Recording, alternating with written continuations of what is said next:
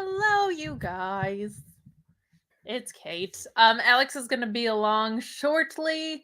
He is just on dad duty. He's taking care of his baby girl. So he's going to be a little closer to 9:30, but I just wanted to get us started because why not? If any of you are going to bother to jump into this, thank you so much. This should be fun. I think it will. I gotta be honest, like, it's not even that it's bad, it's just so boring. If like it kind of feels like an HGTV show with sex jokes from Carmella, basically. So hi Dave, nice to see you guys.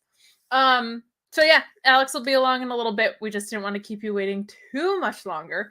So I thought I would hop in and say hi to y'all. Oh my god, I can't believe anybody is joining us for this.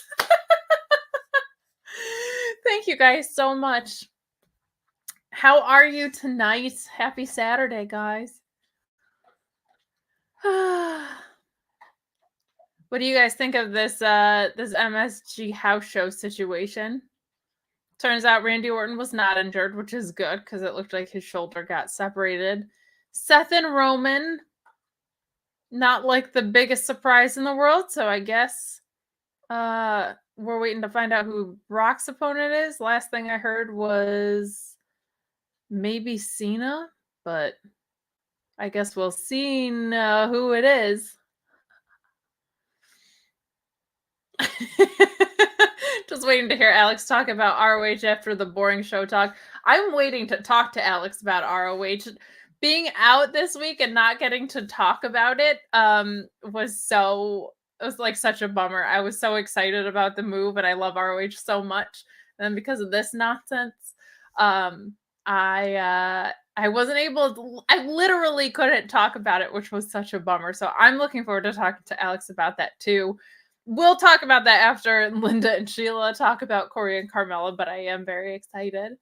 We do have Ryan in the chat. Guys, it's Ryan's birthday. Ryan is on the Mark Order podcast with me every Wednesday. He live tweets all of the darks and runs the social media over at Mark Order Pod. And he's just like a really great guy and friend. So I don't know what he was thinking, spending his birthday talking about Corey and Carmella with us, but I appreciate it. So wish him happy birthday because we're very happy for his birthday and very excited. Oh man. Hi Taylor, I'm feeling okay. It's definitely weird and it's still weird to see my face like this a little bit. But very glad to have had the stitches out, which is a wonderful thing. I am looking very forward to Monday when I can A, put makeup over this nonsense, and B, eat wings. I just want to eat real food.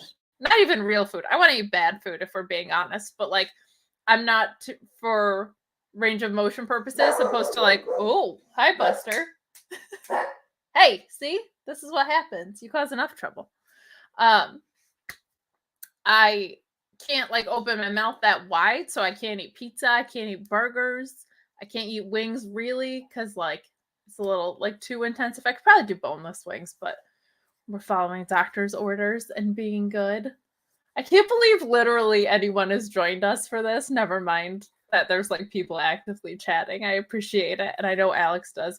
He's just trying to get his daughter to get some sleep, so I'm sure if anything major does happen at the MSG house show too, we definitely will talk about that. I messaged Son and said, if there's like breaking news on air, please let us know.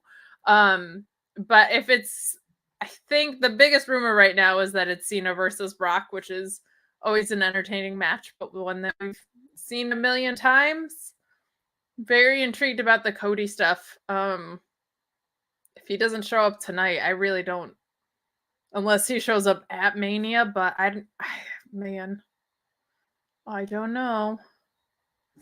I don't know. I think they said they were going to broadcast it too, and they didn't. So that's just silly. Someone tweeted and said Cody Rhodes is there, but I think it's somebody that's psyching us out. So we'll see. we'll see. How's all y'all's night? How are things? Everybody enjoyed their Saturdays? I want wings so bad. If it's buffalo wings, the heat would destroy the cut and stitches. Ouch. Here's the thing. I think Bully Ray would be so proud of me for the heat, that it's very tempting to do, but I am not going to risk it. Did anybody in the chat watch Corey and Carmella? Oh, you son of a bitch. I'm just kidding. Cena Brock's at the house show because we can't see him anyway. That's probably why they were able to keep it such a secret. Is it's like, who knows? Somebody I know said that they got sent a picture of Cena at the airport, and I'm like, but you wouldn't even be able to see him. So, hey Greg, thanks for joining. I actually have John Cena here with me right now. We should have promoted this better. You know what I mean? Like, Alex won't be joining us tonight because instead we have John Cena subbing in, and I could have done like a whole thing. Nope, did not watch. Here for the because I had a feeling most people wouldn't have watched it. Ryan watched Joel's watch along. That is kind of you to be watching two different analyses of the show. Oh man. It's not even that it was that bad. It was just so boring and inconsequential. Like, I was hoping it would be bad so that we would have more to talk about, but it was just so medium. Like, it's basically them house hunting and then going to the gym once and having a party where her dad shows up. Spoiler, her dad visits. That's like the most exciting thing that happened. So, but we'll be joined by Alex shortly. Thank you guys for hanging out in the chat and being patient. You did make the right choice. So I will say this. They dropped 5 episodes, but the episodes are only like 10 minutes. Interesting AEW news tonight. He said that he had some scoops coming out of the weekend. I don't know what they are, but before we went live yesterday, I always check in with Sean when he's not there on Fridays to say, is there anything specific you want us to push on Select? Like, because he'll do that a lot of times, give you a lead in about like what's coming up. And he said not any specifics, but that he has scoops. So I'm assuming we're getting some interesting stuff. I can't imagine buying all of ROH isn't going to lead to some interesting acquisitions. Acquisitions are like accusatory companies that you buy. I've heard good things about Righteous Gemstones. Oh man, I heard Sacrifice has been good too. Jonah and PCO are like trying to kill each other, which I actually really like Jonah. I was kind of surprised he got released from NXT because I thought, he wasn't even close to the most surprising one. But he had something kind of special to him. Like, he could move really well for someone of his stature. Vince seems to like those bigger guys, so that one surprised me. But I'm glad he found a home in Impact. I actually really, really liked him. And PCO was in a ladder match at GCW for the Hammerstein show. Like, that him not being human thing, that's not like a gimmick, man. That guy was like doing insane ladder bumps at his age, which is somewhat ridiculous. I don't know if you can hear Buster in the background, but this arm has a toy in it, and we're currently playing because I'm trying to keep him from squeaking at you guys all night.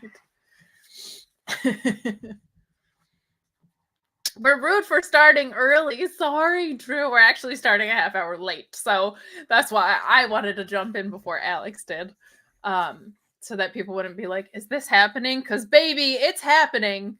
Corey and Carmella happened, so now we're happening. Well, I guess it's time to say goodbye to John Cena and welcome Alex Pulowski into the house.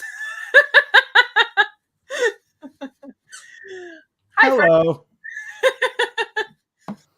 Hello. having some fun in the chat before you were able. Oh, good. My daughter got dinner an hour later, which means everything got all screwed up.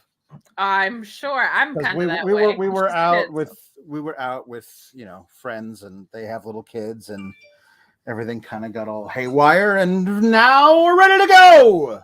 Although, did you tell them the terrible news?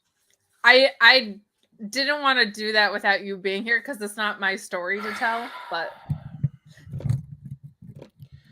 guys, I'm very sorry. Things did not turn out the way I planned. My plan was to fully inhabit the being of Linda this evening. I'm just realizing that you have a beard and a mustache, and how funny that was. No, that's not going anywhere. No, that's why it's so funny. I have seen the intended dress for tonight. Yeah. So the wig didn't show up. I ordered the wig and the glasses, and the wig didn't show up. They say maybe it'll be here by Monday. Well, how does that help me? We're supposed to be here today, but it's like Amazon doesn't even know that we're reviewing Corey and Carmella today, which is sad for so many reasons. Like, don't they know what a big weekend this is? Yeah. The glasses did show up though. Oh my god. They're so perfect. Hello. How are you? It's almost like all I need is the glasses, but however though, you've seen the wig, Sheila. It looks phenomenal. It's perfect. It's like if somebody created it in a lab to be something that Alex would wear to become me. It would just, that's the way it would be. It's like New Year, New You, but the same you. You know what I mean? Yes, of course. This is just me now. I hope everyone is happy. This is going to be me just doing this over and over again. And the thing about it is, I don't think I'm going to be able to when I inhabit Linda during the regular shows. I won't be able to like put on the wig and the whole costume, but I will just have these glasses nearby, and I can pick them up, put them on, and then I can become Linda. And then when I take them off, then I'm not anymore. Then you're Alex. Yeah. I really missed podcasting this week, and for 3 days in a row, we just get to make up for everything that I missed. I'm so excited. It's so true. I do believe that the podcast tomorrow night after the AEW Revolution will be one of our finest hours, because there will be so many people there watching that podcast live that have no idea what the hell this is. Oh, and we're never going to explain it to them. It's going to be wonderful. I keep looking to see. Are you refreshing the timeline? I am. There's people saying that it's Cody, but I can't tell if they're being little punk asses and pretending. We probably are. Yeah. Yeah, I saw one that said it's Cody. I saw one that said Stone Cold, and I saw one that said Veer. So now, what I saw on Sean's report is that it might be Kevin Owens, and then the surprise isn't that Kevin Owens is the opponent for Brock Lesnar. It's that after Kevin Owens loses to Brock Lesnar, glass shatters, Steve Austin walks out. That's my own thing adding on to it, because obviously Kevin Owens wouldn't be a big surprise, but if this is the first time we see Steve Austin come out to confirm that thing, that would be why they're being so hush hush. And you're not gonna have Stone Cold in the ring before Mania. Like, that would just be silliness. No, he wouldn't. He might come out and hit a stunner and walk away. Right? Yeah, exactly. You know, exactly. That would be a fantastic spot.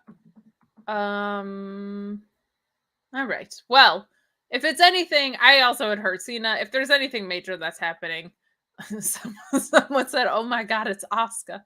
Very funny. We will keep you posted on that. Certainly, I'll try to keep tabs on that a little bit. But that's not what we're here to talk about. Okay, we're here to talk about the most exciting, most inconsequential show in the history of shows. This Corey and Carmella thing, how I described it to the chat before you got here is that it's not even bad. Someone in the chat had said it's mid, which is exactly what it is. Like, there's just nothing. It's somewhere. I said it's like a bad HGTV show plus sex jokes from Carmella. That's basically what this is. We watched them go house hunting. We watched them go to the gym, and then her dad showed up. They do several mini episodes of that podcast. Yes, You know, they just like which kind of the subject matter that they discuss in the podcast. Wow, shocker! It relates to the subject matter of the episode in which they're talking about. But it's so convenient how all of that lined up. Listen, in the very first scene of the very first episode, I don't know if they have like an advice column or whatnot, but Carmella is reading some maybe an email from a listener of their podcast, and when the person has a problem in their relationship where I feel like I'm doing all of the work, sexually in the bedroom. And then in the bedroom. Well, then again, see, this is the problem. It's not necessarily with these two. It could be anywhere. That's the thing you got to worry about with these two. They might just drop trow in the foyer. You never know. But the thing about it is that Corey Graves says, well, I do all the work. I think he was making a joke, but it wasn't funny. Basically like Corey Graves normally. And then Carmella says, I'm sorry. Was it you who sucked your dick in the shower this morning? Of course they bleep it, but that is what she said. This is like the third line of dialogue in the entire show. And I was like, well, oh my God, I didn't realize we were watching Spice TV on the Scrambled channel. Sometimes I think that Carmella is a riot, but sometimes it's a little much. It's a lot much. And that's coming from someone who was very saucy in her day. I'm just saying. Should we go episode by episode? Should we? I suppose. Should we dive in? Episode by episode. Listen, the whole thing, everything they've released is like an hour long. It's true. In total. And they give us a cliffhanger at the end. But first, they have dinner. They decide that they're going to start house hunting. And then I don't know about this realtor. We got to talk about this realtor. This realtor, who apparently is like Corey Graves' best friend, and even more of a skeeve than Corey is, if that's even possible. I don't trust gentlemen who wear a navy blue blazer and sunglasses that do the wraparounds. I'm not a fan. Listen, this realtor, there's nothing real about him, sweetheart. He's a fake-ator. He's a phony-tor. He's not real at all. And I don't know why they decided to have him come out and show him all these. They want to buy a house in the city of Pittsburgh, which if you've ever been there, one of my ex-husbands is from there. It's a hellhole. So you try and actually in the inner city, it's just like steel mills. Hey, look, a steel mill, and over there's the daycare center, like across the street with just molten steel running across the road, right there to the children in the daycare center. But they want to, I don't know why, but they want to buy a house in the middle of Pittsburgh proper. But Carmella is one of those city gals. She doesn't want to be one of these suburban housewives. It kind of reminds me of a young Linda, to be honest. You did not want to be an old biddy on the outskirts of town. You wanted to know all of the haps. You wanted to know what was happening. But of course, I have 3 outfits. That's it. I mean, I'll buy new ones every few years, but that's it. A smart pencil skirt, maybe something to go out on the town, and then my house coat, and that's about it. And I have 2 pairs of shoes, one sensible, one not so sensible. This Carmella, she needs 150 square feet more. I mean, what, 1,000 square feet, I suppose, of closet space. She says, "Oh, everything about this house is perfect. but there's only 4 closets. Where am I supposed to put all my things? She says. I just think it's too much stuff. And my niece Moni told me about this Marie Kondo, who is great with the decluttering. She needs to go through my attic because the trinkets that I have. I mean, my attic is just full. Is she the little Asian one from the Hulu or the Amazon Prime or one of the streaming services? Yes. She is. The Marie Kondo, I think, was from the Netflix, and she. Oh, the Netflix! I love the Netflix. Oh, I love the Netflix. I love the Netflix. You don't even have to put the DVD in; you just press a button. It's crazy. The things that, like, I used to watch everything on the VHS, but now you just push a button and it just plays. You don't even have to rewind. You don't have to be kind and rewind anymore. No, you don't. It rewinds itself with a push of a button. It does. I tried to have them explain it to me. I don't understand. The technology is very advanced, but all I know is I don't have to rewind it. It's incredible. But she was the lady who was doing if you don't feel the joy when you hold it in your hand, you have to let it go. I think Carmella needs to go through her closet. This was a major plot point. Yes. It seems to be a huge issue in their house hunt. But this phony tour, I don't remember what his name was. Let's give him a name. What was his name? I don't know. Rick. I don't know what his name was. I couldn't tell that. He strikes me as a Rick. Doesn't he, though? Strike me as a Rick. But not like, oh, hey, Rick. Like, oh, Rick. Like, oh, great. Rick is here. Rick. Oh, Rickolas. No, thank you. So basically in episode 1, they're looking for a house. Carmella has a lot of stuff. The closet space, a disaster. It's a huge issue in all of these houses. However, they find a home in the last one. Yeah. That's it. She sacrifices the closet space because she loves the rest of it. No. This is not what happened. They were looking for a 3-bedroom home. And then the fakeator, he's like, hey, I know you don't like the closet space, but this happens to be a 4-bedroom home. So one of the smallest of the 4 bedrooms can be your closet, Carmella. And that's how they solve that. Also, apparently, this happens in a later episode where Corey Graves comes home from being at Raw and he walks down into the basement and looks around as though he has never seen it before. But he bought the house weeks ago and they've already moved in. And he's like, this basement has a lot of potential. I could put my podcast studio down here or a man cave or whatnot. Did you buy the house without setting foot in the basement? Let me tell you something.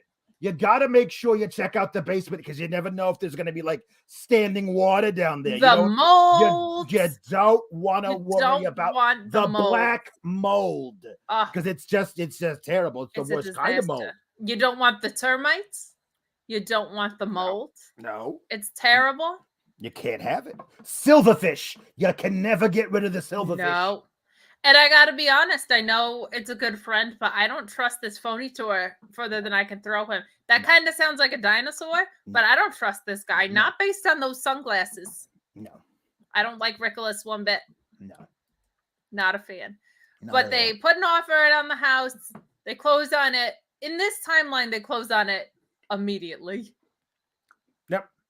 So, and then we get into the really, really interesting stuff, which is them packing. Alex, there was like 8 minutes on the fact that Carmella does like most of the packing and Corey doesn't. Yeah. Like, this is what I mean by it wasn't like it was eventfully egregiously bad. It was just like, why am I watching people pack right now? This show is irresponsibly boring. Someone needs to be taken to task for this. I mean, whoever greenlit irresponsibly boring.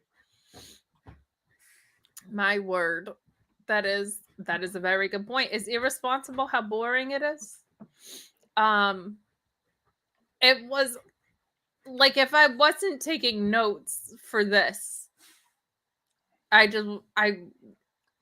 the immediacy with which I would have put on something else. They move into the new house, and They move in. Here's a completely manufactured crisis. Carmella, who you may or may not know, used to be the SmackDown Women's Champion. She's got her Women's Championship belt. They let you keep it. After you're done being champion, you can keep it. And so she had it all nice and framed in a custom frame. And apparently the way that Corey packed it when they moved from the other place, it wasn't to her liking, and there was a crack in the glass. And she reacted as though she had an original Van Gogh painting and he slashed it with a knife on purpose. The way she flew off the handle. And Corey, listen, I do not like the Corey Graves, but my nephew turned me onto this subreddit. Have you heard about the Reddits and the subreddits? I have not. Is it? It's called "Am I the Asshole?" Am I the asshole? Yeah, no. Reddit is a come to one of those websites where a subreddit is within the Reddit. There's people who are of a certain ilk, who are into a certain hobby or whatnot. They'll come to this certain subreddit. Anyway, I don't know much about it. But anyway, one of them's called "Am I the Asshole?" And people will like write in a story about a relationship or something that happened in their personal lives. Well, like one person has this point of view and I have a different point of view. One of us is the asshole. Am I the asshole? And I think Corey Graves is 98% of the time the asshole. But not when he's having an argument with Carmella, who's always the asshole. She's just the worst. He seems to be a very fake and phony person, but she is just the worst. I feel as though she might have thought, hey, this is pretty boring. Let me scream a bunch to try and make something sound interesting. Yes. She also at one point makes a joke about Santa Claus fucking her up the ass. And I just don't understand why that's a thing they put in the show. She doesn't use that colorful language. I'm just so upset. You know, I'm working blue tonight, dearie. There's vodka in here. So you are a wild man. Woman, sorry. Person. Man as in humankind. I just want to call up this chat from Drew that Corey Graves' brother wrestles on the indies and ref. First of all, very cool that you're a ref. Did not know that. Second of all, we see him later in this series. He helps them unload the van. And then he drops a box which has a lot of sex toys in it. Just all kinds of dildos. Spoiler. Oh, come on. We're not going minute by minute here. It's a travesty this thing even got made. His name is the Sam Adonis. He's a very good wrestler. He's on the NWA. Are you familiar with the NWA?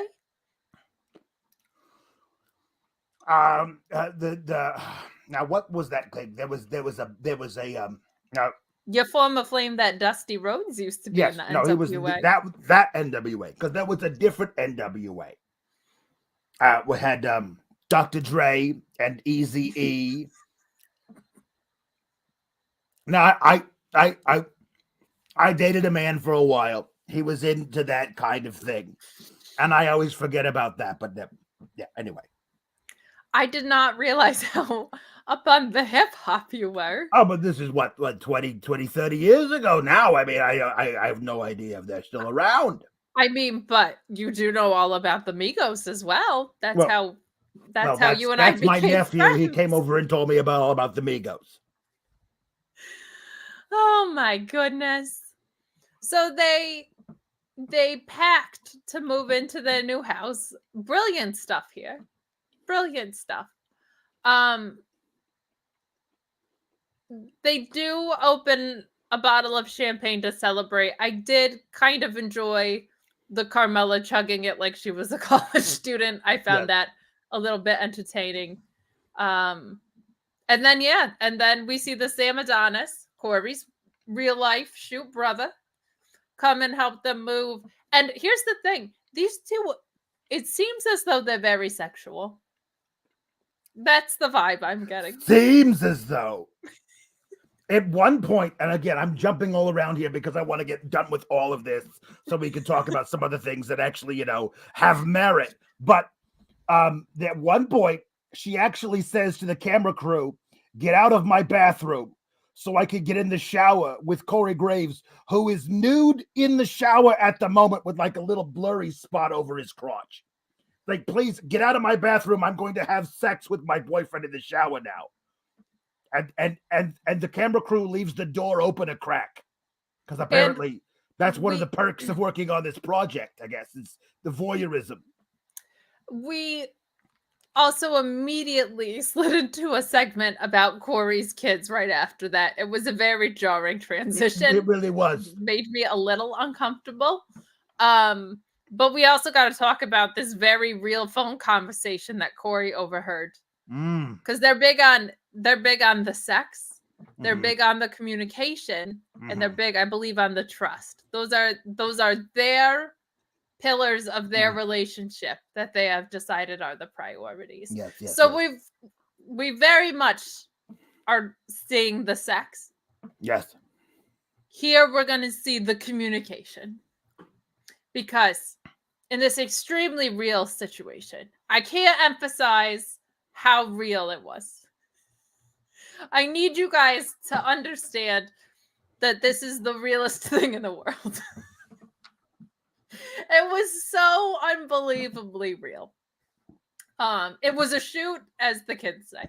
Carmella is on the phone with her sister Brie, her best friend. Her best friend. A best friend. She's very close with her family. She's a family gal. Very sexual, but a family gal. Besties. Very close with her dad, very close with the family, which is fun because she's not just sexual, she's also a family gal. So she's talking to her bestie sister Brie, and she's talking about how she's very stressed, that she is scared she's going to have regrets. Here's the thing. Corey just got home from Raw. He's walking in the door with the film crew. Yes. I just realized what this is. I'll finish my thought and then circle back. He's walking in the door. He goes upstairs and he hears Carmella on the phone, who did not hear him walk in the door, who was not privy to the fact that there was a film crew outside of her door. There's this film crew within the same room she's in, filming her talking on FaceTime with her sister. Doesn't think twice about it. She's talking about her wine company that she started, but he thinks that she's talking about them buying a house and this phase of I'm life. so nervous. I hope I don't regret this whole thing. Which, of course, he would think is about, buying a house and moving to Pittsburgh and, I don't know, being a stepmom to these three brats. But no. Apparently, it was all about the label design for her ridiculous wine company that she has. Did you know Carmella has a wine company? Because I had no idea. I actually didn't know that. I have not sampled it, but I have friends that did and said it's actually quite good for a very reasonably priced wine. But well, fuck me then, I suppose. I just realized what this whole thing is.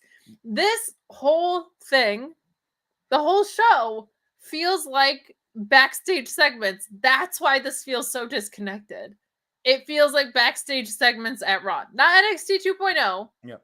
Wendy Chu wasn't like just sleeping anywhere. There were no lockers, but like the inauthenticity and the camera crew just being there felt like they were backstage at Raw. Yep. Yeah. Oh my goodness. It was so bad, but not in the way that you're so bad. It was just not. It was not very good. So they work out this huge communication gap, and they talk about on their podcast the importance of communication. So let's talk about the kids coming to visit. There was some very real drama a few years ago between Corey and his now ex-wife. Yes. She said that he cheated with Carmella. He said none of that even started until after I had moved out because they were separated for a while before the divorce. Yeah. but they called that poor Carmella a home wrecker. It was a very ugly situation.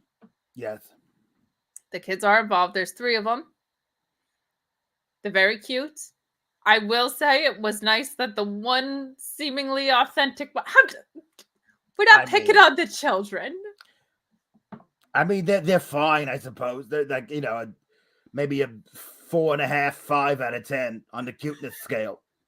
They're not hideous, but I wouldn't say they were cute. Linda, you are so bad. I can only be honest. The one authentic moment that I feel like we saw from Corey was when he was talking about his kids, though. And not when he was on screen with them, and not at any point where you saw like them interacting. That all seemed very staged and weird. But when he was talking about them, it was like the only time he felt like it felt authentic and overall like he wanted to be there at all. Like I felt like this whole time I was like, Corey Graves doesn't want to be doing this. I think he has like very real social issues, but I was just like, he does not appear like he wants to be participating in the show for the most part. But it was cute that he seems to like, he talked about like, it seemed like the one authentic moment we got from him was talking about his kids, who are cute. Relax over there, Linda. I mean, they're fine. Now, I know you had 8 husbands and you never had kids. No. But you inevitably, out of those 8 husbands, how many of them had kids from previous situations? Oh, my goodness. Well, the first one, we were very young when we got married. So, no, he didn't have any kids. The second one, no. 3rd, 4th, 5th, 6th, 7th, and 8th all had children. I've been a stepmom too many times. That's a lot of time being a stepmom. Yes. That's a lot. I bet now, they all called me Aunt Linda because I wasn't gonna do anything for them shits. I mean, they're just all of them terrible. I mean, most of them were grown by the time I came along, so I do want to say that Carmella seemed to have a very healthy approach that was verbalized, at least in the co-parenting situation, which I appreciated. I also found it very entertaining when Corey made a "that's what she said" joke, and his son chopped the hell out of him in their kitchen. Mm-hmm. So, taking it to the old man, we saw him do their hair for a cheerleading competition. Yep. Felt very odd that he was doing the hair, not because it's weird that a dad would do a girl's hair, but because Carmella was straight up a Laker girl, wasn't she? Yep. It feels like getting ready for a cheer competition might be more in the Carmella's alley. Yes. But some very manufactured moments. But Corey did say that he knows how to do hair in a high ponytail because he used to have long hair. And we see a throwback picture of Corey with the long hair. What a throwback. Hysterical. Yeah. When I tell you guys these are the most important and exciting parts of the show, I'm not lying. No, it's true. This is the most... At one point, they go work out at a gym, and Corey Graves. Oh my god, I forgot about the working out. He hasn't worked out since he got hurt and had to stop wrestling in the ring. Right, Carmella, of course, is working out all the time, and most of what they do is just staring at each other's butts and private parts, which I feel like might raise your heart rate, but I don't feel like it helps with the old muscle groups. I'm gonna say it is not that effective of a workout. No, it was it's not great. And he said he didn't want to be there, but he did it for her because they compromised. And I was like, going to the gym. But before they go to the gym, they this whole thing where Corey Graves is shaving, and he's shaving the same parts of his face and neck for what appears to be 8-9 minutes. He's got the shaving cream all over his face, but he's only shaving right up here and right down here, which means they put on the shaving cream perfectly for the look. And then they wanted to take 4, 5, 6, 28 takes until they got the dialogue right. I didn't want to keep applying the the shaving creep. At one point, he's like, he has to stop shaving his face and go and sit down on the bed and do one of those testimonials. If you guys would just let me I would finish shaving. I like to look good when I leave the house. Do you, Corey? Because I've seen your mustache. I do not like the mustache. The mustache looks very weird. It looks very old-timey Banker meets Hitler. I am not a fan. Dan saying that this show sounds so bizarre. It is. It's very bizarre, and not because, like, oh, all of these bizarre things happened on it. It's bizarre that they made this a show because there's nothing exciting about it. There was the housewarming party at the very end where her father shows up, Paul Van Dale. Right. We're gonna get into this because that phony tour comes back, and I don't like him one bit. Nope, I don't. No, not at all. But Corey does something very sweet. He flies in Carmella's father for the housewarming party because he shows up and immediately gets drunk. He immediately gets drunk, and then she says. And then my father comes downstairs in an Elvis costume. He had a wig, sunglasses, and something resembling a scarf. It was in no way an Elvis costume. All right. My sixth husband was voted the 4th best Elvis impersonator in Reno, Nevada, 2 years in a row. Okay. I know of what I speak. What was his name? Well, he legally changed it to Elvis. I have no idea what it was when he was born. Of course not. Why would you? How many kids did he have? Because he was number 4, you said, right? 4th husband, 6th husband. I forget which one he was. Whatever I said, that you trying to get me in trouble. I was just wondering how many kids he had. Was it 3, like the Corey Graves? Oh no. He had just the one, and she lived with her mother, so I never really saw her. They had a falling out. It was very ugly, very ugly divorce. Family dynamics are so complicated. They really, really are. Especially when you have 8 husbands, it's just like a lot to introduce into the picture. I'm so more interested in Linda's backstory than I am in the show. Well, anything's more interesting than the show, dearie. I mean... Everyone in the chat, would you rather me ask Linda about herself, or would you rather us go more in depth about the show? There's not more to say about the show. No, there's nothing else. Family we went through the whole thing. We really did. Carmella's family is not close to Pittsburgh, so Corey brought her dad in as they were having like this housewarming party. They said it's felt like home. Carmella's dad is there and gets drunk, and then this is the cliffhanger. Corey asks Carmella's dad, basically, if he can marry her. So I think we're gonna get a proposal. Which we already know because we know of last night on SmackDown, they're engaged and they're gonna get married in about a month. So there you go. On SmackDown, certainly. Like they would never actually do it in ring. These 2 attention whores, they're definitely doing it in the ring on live television. More Abu Linda, more Linda, more Linda, more Linda. Let's go here. Were any of your husbands Canadian? Because I see the Aboot. Oh, God. Were any of my husbands Canadian? Or from places other than this great country of America? Oh, well, yes. Jean-Paul. He was from Germany, which is really odd. You'd think he'd be from France. No, I'm kidding. He was from France. Actually, he was French-Canadian. So there you go. Jean-Paul was from French-Canada. Whatever that's called. Quebec. Yeah, that's Quebec, I think. Yeah. Any other ones? He was from French-Canada.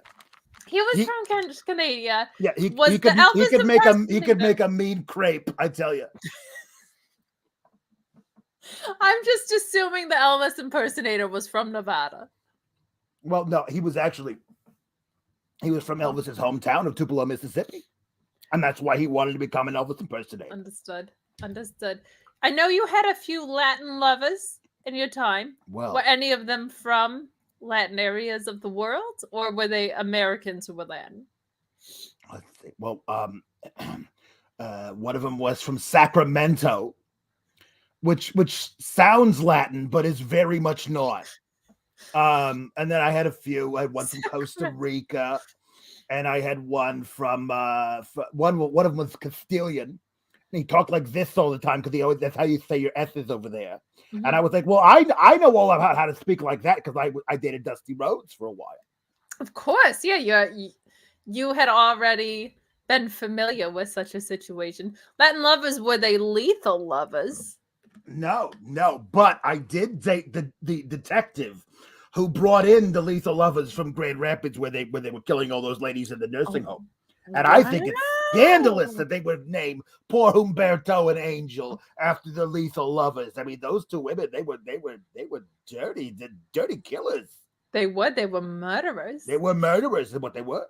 Linda and Kate talking about the show sounds better than the actual show. I just kept waiting for anything to happen. Like anything of consequence.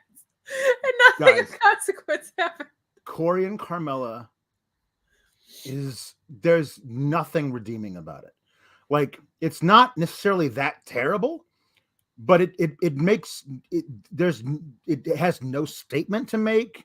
It's not funny, it's not cute, it's not sweet. Because here's the deal.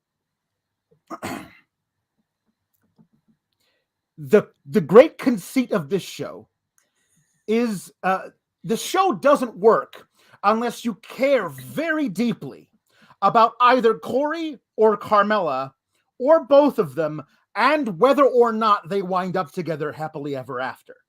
And if you don't care about that, I mean, very deeply, from your soul, you will find nothing at all to like about the show.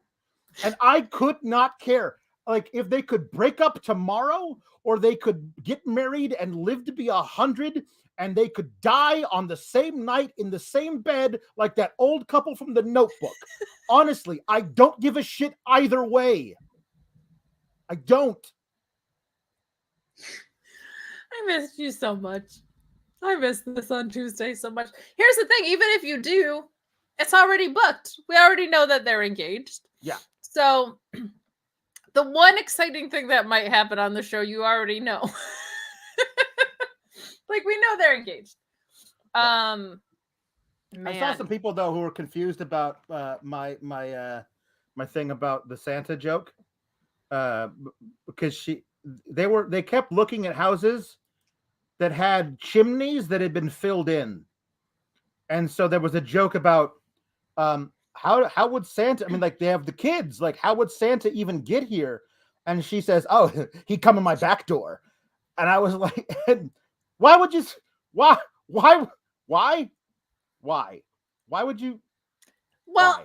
She definitely just, like, in addition to them being very sexual, she has, this is a little more endearing, I would say. She definitely has the sense of humor of, like, a 13-year-old boy trapped in, like, this.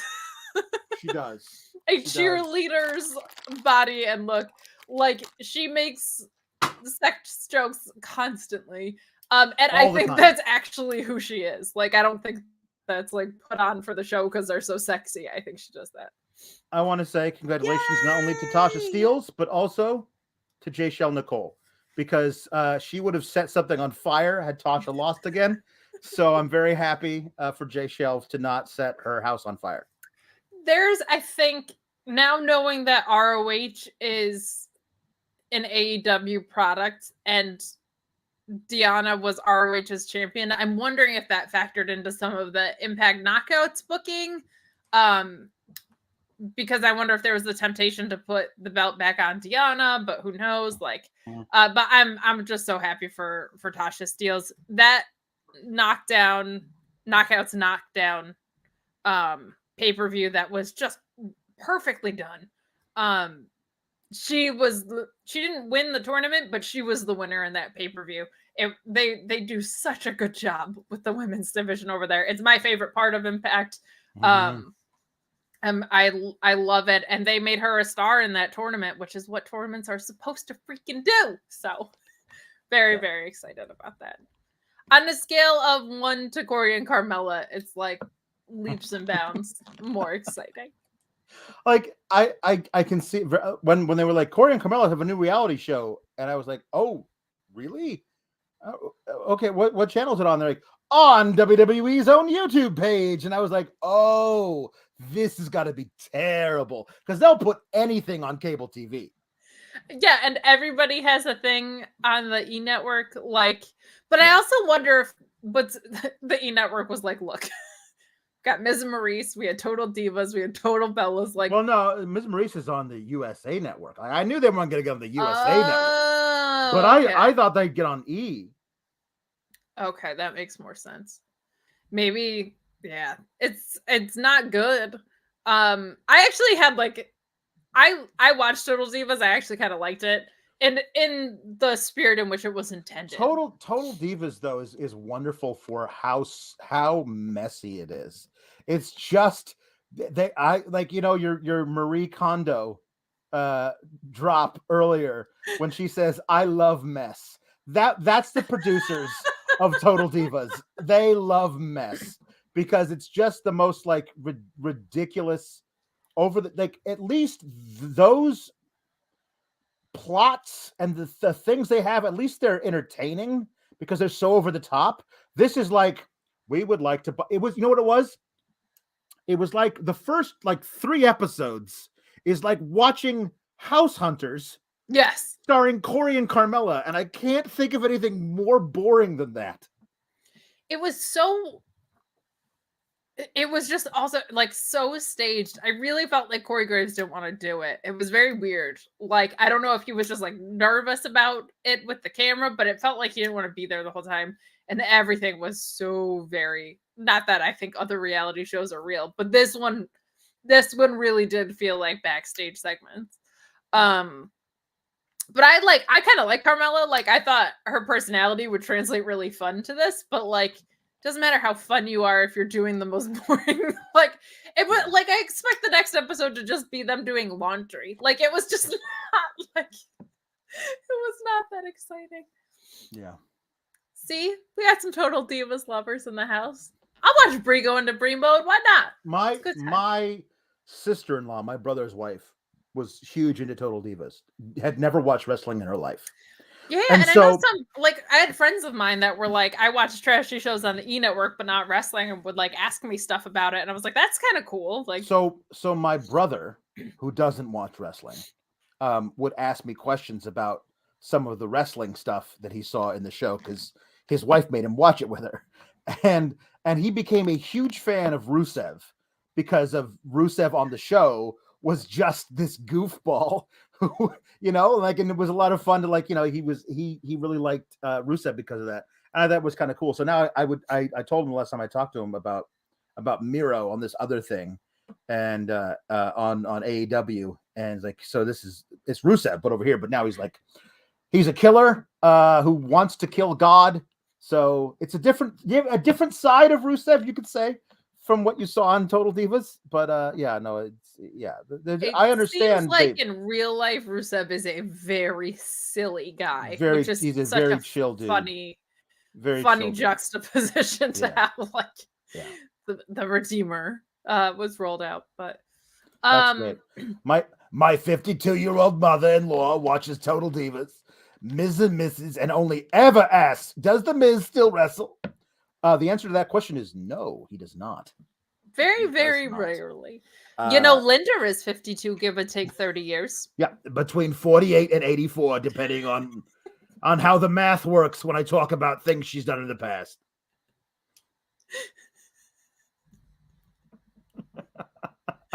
I love it so much. I can't believe I said this before you got on. At that time there were like between 50 and 20 people watching. I was like, I can't believe literally anybody joined us. And now there's like dozens of people, which is really, really cool. So thank you. I'm still there's still no news. No news on what's going on. It's got to be like Cena or Stone Cold, like you said, because it's gonna be the last thing that happens. I guess, but it's 10:15, so like Robert O'Neill said it's him. So We have that going Oh for us. yes. Uh,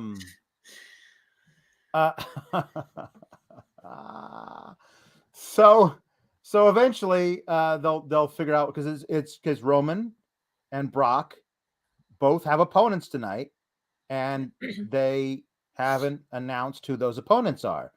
And so I've seen people like, the WWE never said it was going to be a surprise. Well, it is a surprise. It doesn't have to be a big surprise, but we don't know who Brock or Roman are facing. Therefore, it is a surprise. And now, neither it could be a did huge backstage. letdown, but and backstage, you're not telling anybody either. So that's the big thing to me is that backstage people didn't know.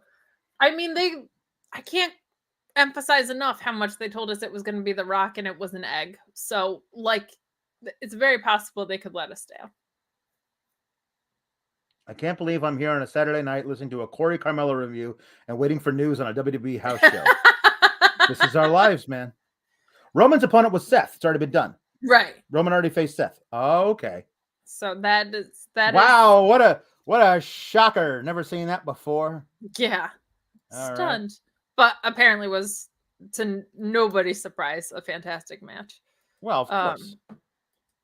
Well, what do you want to do? I feel like we should definitely. Well, but apparently Brock is making his entrance, so the next guy's got to be the thing, right? Like, so we won't talk about ROH. Well, then. yeah, unless it's somebody boring and then unless it's Austin Theory, and then we'll just shut the whole thing off. Well, no, we'll talk about ROH because I think you're right. It might not be the opponent that's the surprise. It might be what happens after, if it's going to be Stone Cold. Drew Nicholas, who's a friend of the show on Twitter, says WWE with the brilliant ideas of both lying about Charlotte never tapping out and making Charlotte tap out at an untelevised event. Wow. So she tapped out, but she's never tapped out. Did you know she tapped out to Sasha 3 times? Yes, I remember watching all of them. Yeah. Oh, man. This is so weird. It feels like I'm having a countdown to be let down. Heyman's talking. Heyman's talking right now. Hey, all right, here we go. We're gonna find out together. This is like New Year's. We're counting down for nothing to really change. Yeah, I hope it's Austin Theory. I really do. Just to screw with everybody. And to make everybody super angry, because that's what I like to do. I mean, if it's Owens, then Stone Cold comes out. I thought if it was The Rock, that would have been obviously for Roman. God, it's so sad that they need to rely on this stuff from 30 years ago. Is it Cody or is it Austin Theory? Is it really? Is it honestly? It's one or the other. It's Cody. Is it really Austin Theory? I don't know. I don't know yet. Oh my! Oh, Theory just interrupted Heyman. Here we go. All right. It's gonna be. It's terrible. Austin Theory. Unless people are trolling, I'm trying not to like. He interrupted the promo. Yeah. I don't know if he's fighting him, but. Oh my God! I love it. I love how terrible they are, how inept they are at everything. Please. I mean, like wrong Austin, my friends. I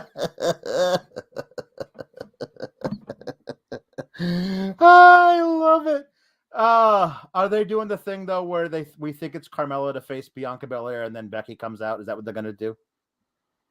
They might be doing that. They love doing that shit. Oh, they already did that. Did they? That happened earlier. Oh, who was that?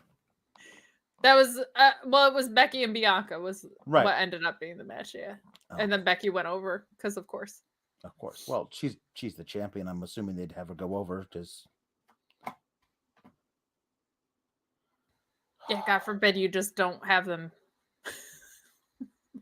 God forbid you protect someone in a loss. Like I don't. I don't think the bell has rung from what I can see, so I'm not clicking away from this. Yeah. We're not doing anything else on this damn stream until they tell us. And even then, for realsies. I do want to talk ROH, and yes. We'll wait till the end of this at least in case somebody comes out. Yeah, we'll do ROH and then we'll make our official predictions for tomorrow. because we never actually got to do all of them. But no, we didn't get to even go into the card yesterday. That much. It's happening. This is sad. God. I love it. I really hope they're not doing the thing, because I want them to be so desperate for any kind of, oh man. Oh my God, it's Austin Theory. He did take an F5 off of the top of the chamber, and Vince loves when people earn things. Yeah, I guess. So I'm not surprised that they let us down ever, but I'm just wondering if it's not the opponent that's the swerve. Because there are a couple guys who could come out, you know. The bell just rang, so. But I mean, like at the end of the match, you know what I mean? So we'll see. We'll see. But this is my gift. Oh man. Adrenaline in my soul. Where is Cody Rhodes? Man, I'm really thinking he's not signed there. I don't know if you saw what came out earlier, and yeah. I don't not to sound like such a fucking homer, but unless Sean confirms something, I don't put full confidence into it.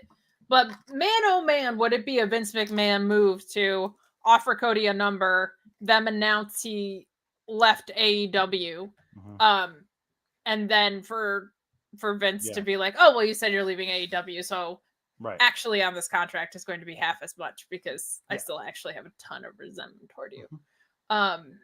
So I don't know when you would bring Cody back, if not tonight between now and then, other than I guess a random episode of TV, unless he's showing up just at Mania. According to people in the arena, people are getting up and walking out. Wow. Holy crap. Oh, I do love it. So is Pat McAfee going to come out? I guess. Oh, hooray. There's no way that theory goes over, right? Well, no. I mean, do they make it a triple threat or some bullshit? They love their mini triple threats. That's why I asked. That was the thing about the at least the Roman promo from last night said, I want Brock to win at MSG. I want him to win because I want him to come and hand deliver me that title at Mania. Paul Heyman wants Brock to lose because he wants vengeance for some slight he perceives from Brock. So could Paul cost Brock the title and they put it on Austin Theory? I suppose that's possible. But, you know. I don't think they want to fuck with that main event. It's the one good thing they've done in the past year. And it hasn't been perfect, but it's like the one story. Brock won in 2 minutes. F5 pinned him. Over. It's over. Brock won match one. Brock retained. Is up.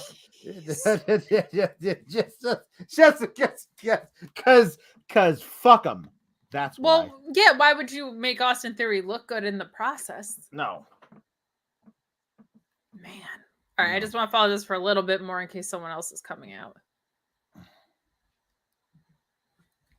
Yeah, that's crazy shit. No, it's not. This is the Corey and Carmella of shows. Roman came out and Superman punched him. Oh, okay. Neat. Oh, what an angle. Why would you even do that to Austin Theory? Just have a real match. No. Even 8 minutes. Brock doesn't work during house shows. But like, that's not what Brock Lesnar does. But then why have it be Austin Theory? Why not have it be Kevin Owens then? I don't know. I mean, that was the thing to me is like, if it's going to be Seth, have it be Owens so that they can at least both lose and be like, well, we need each other. Like, why do that to a new guy that you're trying to build? God, this company just makes no sense. I'm sorry. I know people think I'm a homer. Mark Quill tweets out, it's the egg all over again. It is the egg all over again. It's the egg all over again. And it's the same guy involved in that storyline. So that's the best long-term story they have right now is letting down their fans with Austin Theory and the egg. Of course. And nobody's like come out. Roman just Superman punched him. Well, here we go. Sean's posting new AEW news. So let's find out what that is. I could read that off on the old thing because we're behind the paywall. So no need to leave, guys. I'll read that out to you. As soon as he gets that going, here we go. Oh, yeah, here we go. Come on. Post it, Sean. So I just saw Sean's tweet. Well, gonna post at AEW news now. More tomorrow too. What do you think they're gonna do with ROH, Kate? I'm still processing that it was Austin Theory. I know. That there were people that said, like, why did you protect the backstage card? I have so many questions. I know. Well, thanks. It's Ryan's birthday today, by the way. Oh, happy birthday, Ryan. Saturday night hangout too. This is fun. What do you do with ROH? Well, I think it makes so much sense to pivot it to being developmental. I would be really interested to see Cody booking ROH. And I'm not just saying that because of like whatever is happening with his free agency. I think that would be a really, really great solution and a place for him to be. I know for some weird reason, he like got this reputation as burying new talent because he beat Anthony Ogogo once, but he lost all the time. And I feel like he really likes putting over young talent. So I think being part-time on screen and a booker at ROH would be a really, really good fit for him. You mentioned Regal. I can't think of a better combination of the athletic sports-based wrestling feel that ROH had with the advisement of William Regal on the character side. That is a banger of a developmental system. And I said it before, like, I just think it's funny that AEW would give us ROH or would give us NXT then, basically, because that's what that was. So I'm so intrigued from a talent perspective.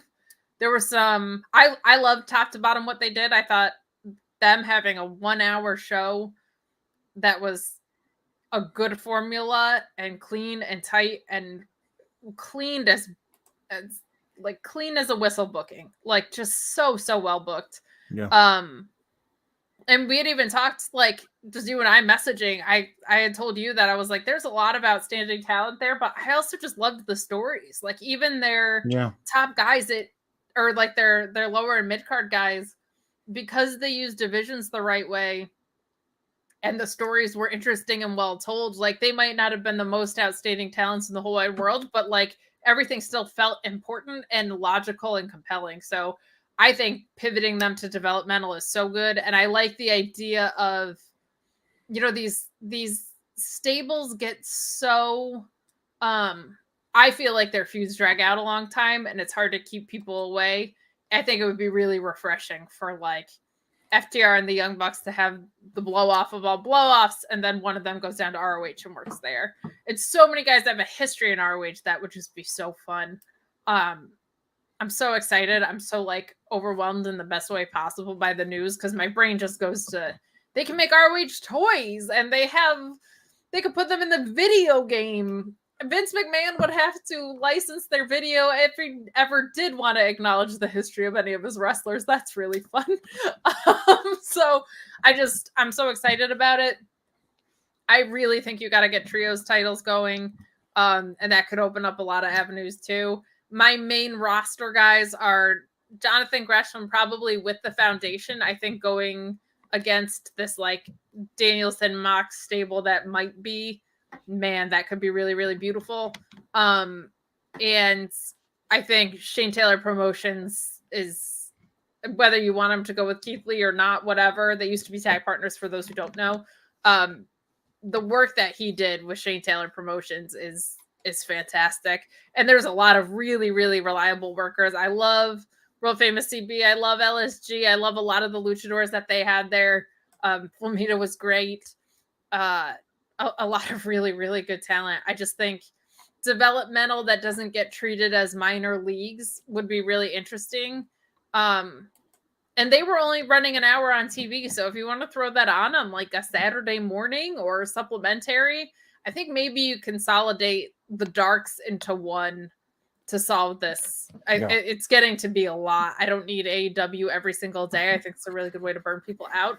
Mm-hmm. So I would consolidate both darks into one and then have ROH be a place for probably, honestly, a lot of the people you were featuring on the darks anyway are like ROH talent, ROH caliber, or were released from there. So I just think it's just such a fantastic move. And it was such a bummer to me when they shut down. And I'm so happy that they're going to have new life.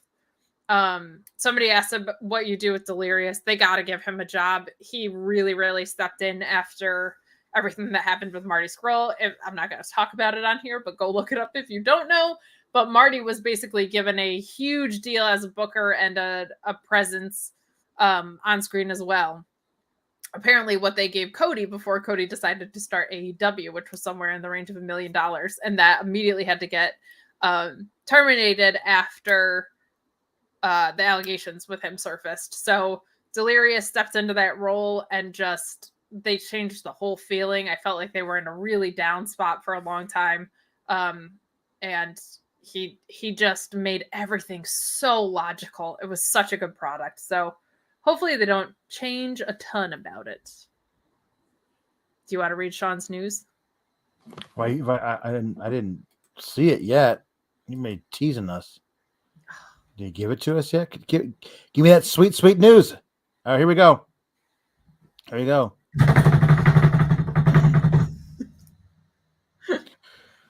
Jeff Hardy will be all elite soon in the least surprising breaking news story we've ever had. We've also learned that Hardy is slated to be at this Wednesday's AEW Dynamite, though we aren't sure if he's appearing on the program as soon as then. So, basically, it's Jeff Hardy's coming and blah blah blah blah blah. I say it's long. There's a lot of words here. I'm not going to read like 7 paragraphs or whatever it is, but it's good. Jeff Hardy, yay! Jeff Hardy on Wednesday. I think Matt Hardy probably walks out on his team tomorrow, and then he's got to find a partner to face Andrade and somebody else, maybe Jose, and then or Private Party or whatever, and that partner is Jeff Hardy. Hey.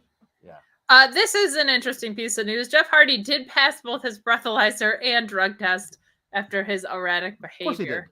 Of course he did. Though those weren't conducted on the spot, and that's why WWE offered him rehab, which he declined. Yeah. So I think he just thought the product sucked and left. I mean, yeah. One source in WWE admitted to Fightful that the company jumped the gun on Jeff Hardy's release, which seems accurate from everything that got outlined. He was booked like shit and was getting huge pops everywhere he went. Like, I think people underestimate how massively over he still is. Yeah, and will be until the day he hangs him up and beyond that. Yeah. Alex, they had said to like the public, keep an eye on that MSG house show. Mm-hmm. Roman faced Seth and Brock squashed Austin Theory in 2 minutes. And I guess the big deal coming out of that was that Roman came out and beat the ever-loving shit out of Brock Lesnar, got him some color and left him laying. And probably that's what they filmed it for that angle. Who cares? I know it doesn't matter, but to them it does. To them, they think it's a major story beat when it's 100% not.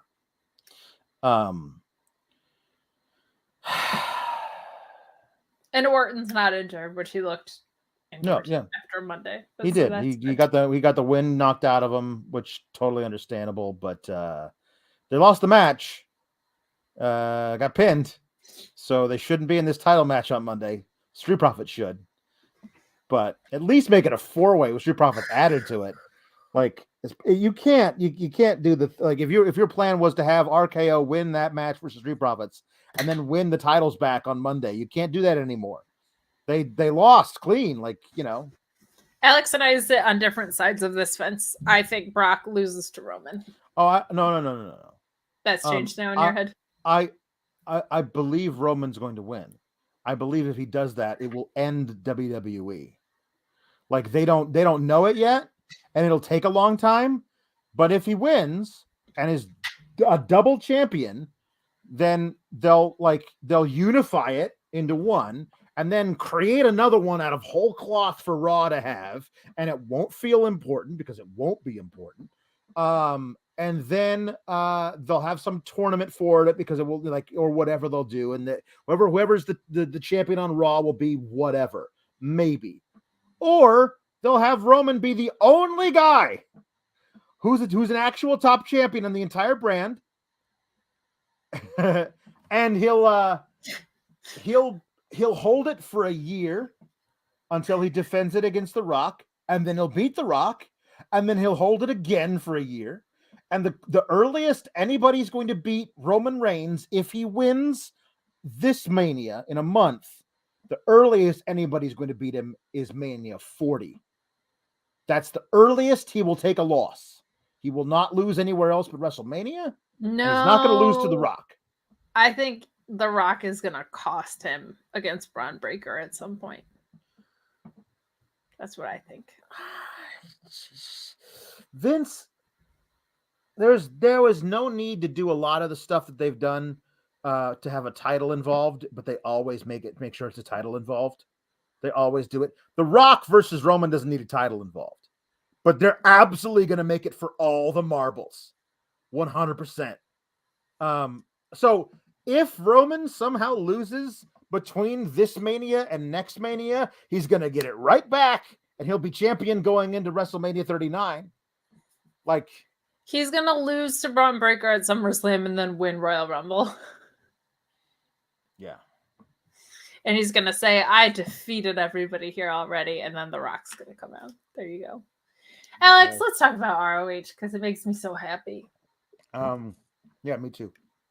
I think that you got to find a home for it. I don't think it should be Universal Studios. I think it'd be kind of cool if they could, I don't know, run the ECW arena or something. Like find a local area where the fans are rabid and would go crazy for it. I don't know if they could do the Baltimore thing, but I mean, Baltimore's close enough to Philadelphia, whatever. Something an area where they can always tape their stuff in that particular area. ECW Arena is interesting. So they have, after Supercard of Honor, the rumor is, I don't know if it's been confirmed, but the hot rumor is we have more viewers now than when we were talking about Corey and Carmella. I just wanted to point that out. We should. I think people were like, oh, they're probably disappointed about MSG. The only thing more inconsequential than this MSG show is Corey and Carmella. It's true. And man, it's a competition. It's a roads to the bottom for that one, my friend. But they're supposed to run a show after Supercard of Honor, which was in Dallas, which to my knowledge is still happening. Which makes sense. Just let that happen. Yeah. They are supposed to, the rumor is, run a show at 2300 Arena. I don't know if that's supposed to be like a test run, but I will say the shows that they've run there are it's a fun venue. It's the 2300 Arena. It's not the ECW Arena anymore. Like it's very different from what people have told me when ECW was there. That's a fun possibility. They ran a lot there. I don't think they sold out a ton, but they have at least a built-in base there. Yeah. The Maryland thing being on a campus was a little weird, but the actual arena that they ran was really, really fun. But again, they couldn't fill it. So, but if you're sending the Young Bucks back there or whatever, of course you could. So, that's a good point. They do need a home. I don't think it needs to be like a traveling promotion. I feel like that doesn't make sense for something that's developmental. Touche. Yeah.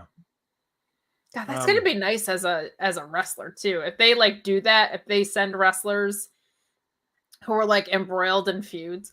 Like imagine if after like Lucha and the Young Bucks had the match where they had spikes on the bottom of their shoes and their knee pads and were jumping off the top of the cage, if they were like, you get to go to Baltimore and not travel for a month. Yeah. That probably would feel really good to some people, I bet. Like, yeah, you know what? I'm okay not traveling and I get to see my family and whatever for like a full month. Well, but especially if you're going to tape like 3-4 weeks of TV in a weekend, and then you could Sure. literally have that time off, Just you know. time, yeah. That'd be great too. I think that there are so many right now ROH really doesn't have a lot of people who are signed to ROH. I don't think they have any now. Like, I think the last of the contracts was the beginning of March, I think. Right. So the idea that you have to use all of those people who used to be in ROH in this new ROH is like, you Completely don't. not. It might be nice, I suppose, for people who are like super ROH fans, but like there are certain people who you should absolutely try to sign, but other people who like, you know, like for example, the Honor No More faction and Impact, you're good. You're doing your thing. Have at it. It's fine. Like when you're done with that, maybe we'll see what we got for you. But you're on your own. The people who are like Gresham, Shane Taylor, like there are these people out there who like Dalton Castle is a really interesting character. Like there's some people you would sign and bring in, but I think that the main thing is that that AEW has so many people that just can't seem to tell a cohesive story with a lot of their undercard stuff because they take weeks off in between stuff.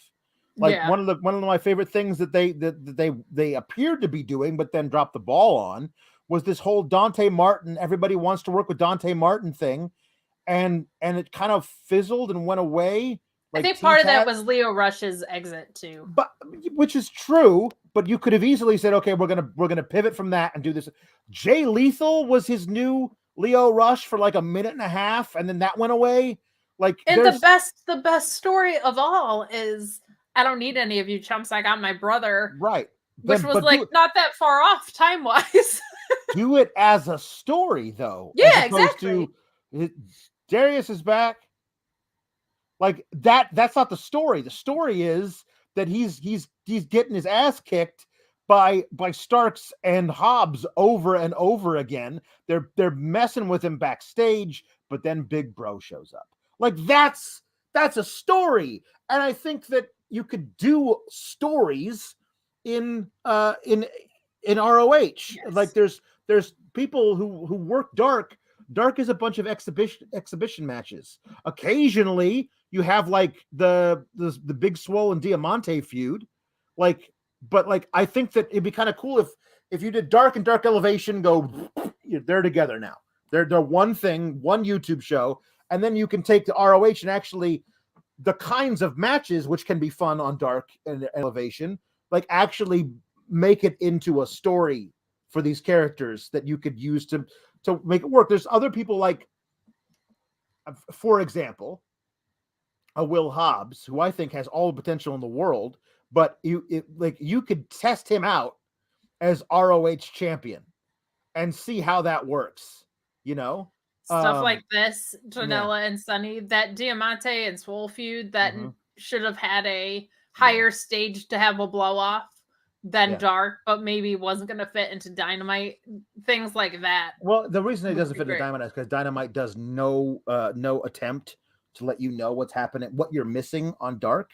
Yeah, they just run the records. They don't like put vignettes up. Top five moments, in-ring moments from Dark should be a 30-second thing. Yeah.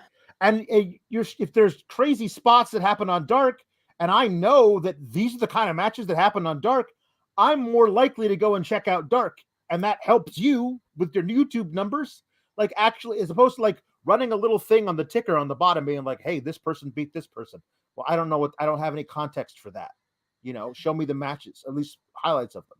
So we do have a couple of questions like this about why was ROH so much money if it didn't have contracted talent.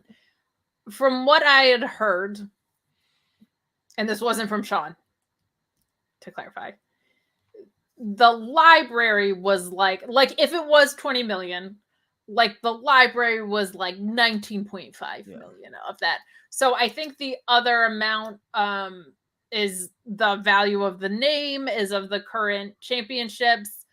I'm not 100% sure on those contracts. I believe they were just up at the beginning of March, but while the negotiations were going on, those contracts could have certainly have been a part of what you were talking about.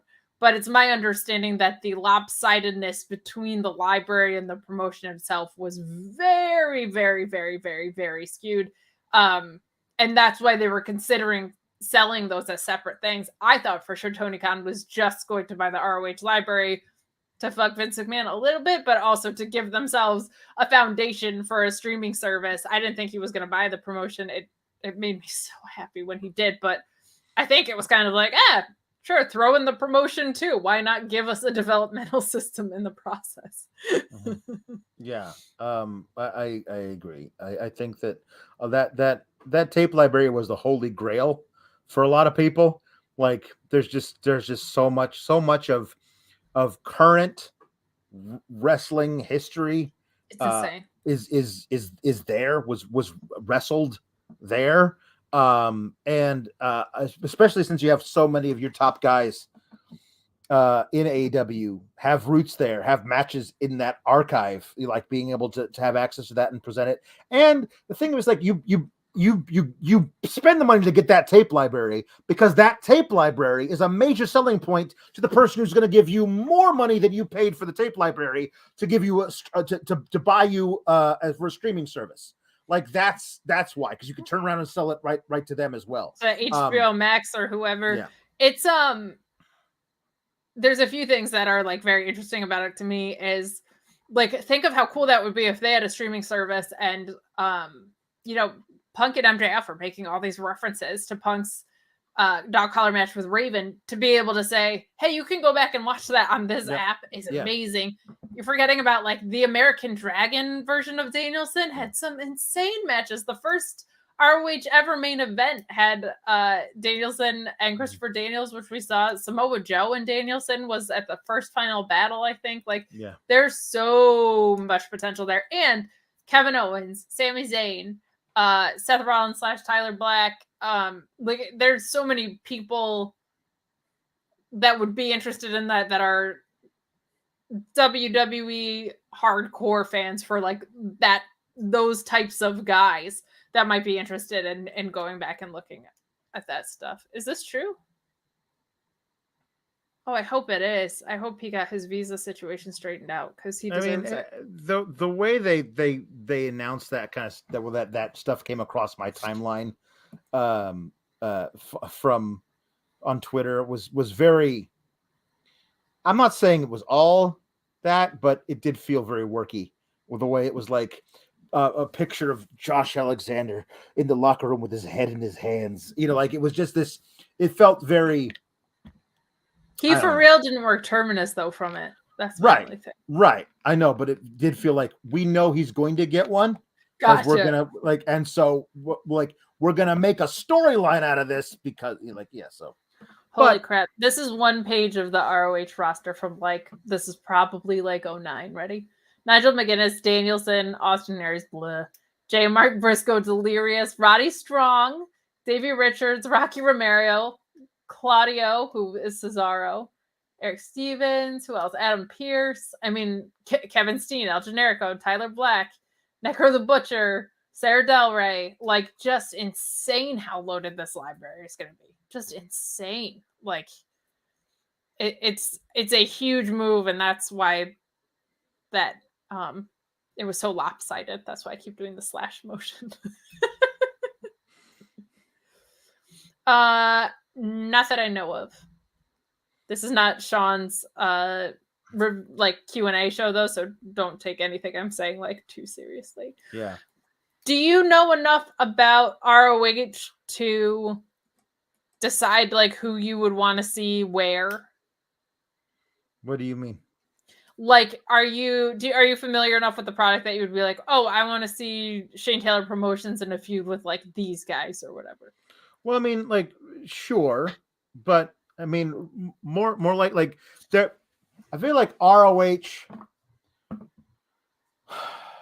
I mean, I'm going to be honest. Like a lot of the ROH guys, the women I'm not as familiar with. A lot of the ROH guys like haven't been signed since their contracts were up, kind of like for a reason. But like Gresham is the guy you got to get. Yeah. You have to get Gresham. You have to figure out a way to get him in there, so at least so you could do that damn Danielson match. But he would be just an amazing thing to add to your product. And I feel like there's a few guys that we would see what we could do with them as part of bring them into the fold, let's say. But I just feel like ROH is such an awesome opportunity to like have people go over there. I mean, just the idea that here's the thing you're never going to see on AEW now. A prolonged tag title feud between Top Flight and Private Party. But absolutely you can see that shit in ROH. If there's like if that's what I hope they use it for is like another one that doesn't have as big of exposure, so you don't feel like you've got to like, let's put the Young Bucks on TV all the time. Like if it's a thing that you've just put on your streaming service, and we know these people from AEW because they're on AEW TV, but we can see them in more bigger, high profile matches over there. Well, that's how you. One of the biggest reasons people like kept the WWE network was because of NXT being available only on the WWE network. And once it moved to TV, like it didn't feel the same. There was like, well, we can't make it this weird, cool, dark and grimy super indie. It's got to be like, oh, we got to make this thing for TV. It's TV now. Yeah. You know, and if you could make ROH it feel like it was something that only the cool kids are watching, like on the streaming service, and put like just banger after banger on there, like people will actually tune in and watch. And there are a bunch of people that I want to see on my TV more often. I want to see in higher profile areas of the card, but I know it's unrealistic on AEW TV. But in ROH, that's definitely a possibility. And that's kind of what I want to do. And I think there's a bunch of people from ROH that could fit right into there and help tell those stories and get runs toward the top of the title picture there as well. I like that idea of, we keep talking about how inflated the roster is a lot, right? Roster is going to either expand so much it's going to pop and people are going to get pissed that they don't have opportunities, or you've now given somewhere that a lot of that can funnel down. I think that's a really, really good call.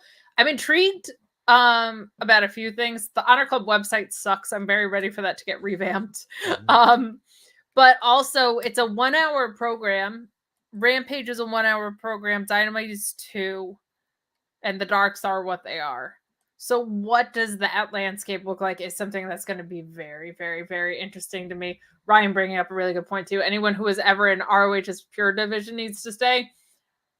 To that point, I'm very interested about what happens with the pure division.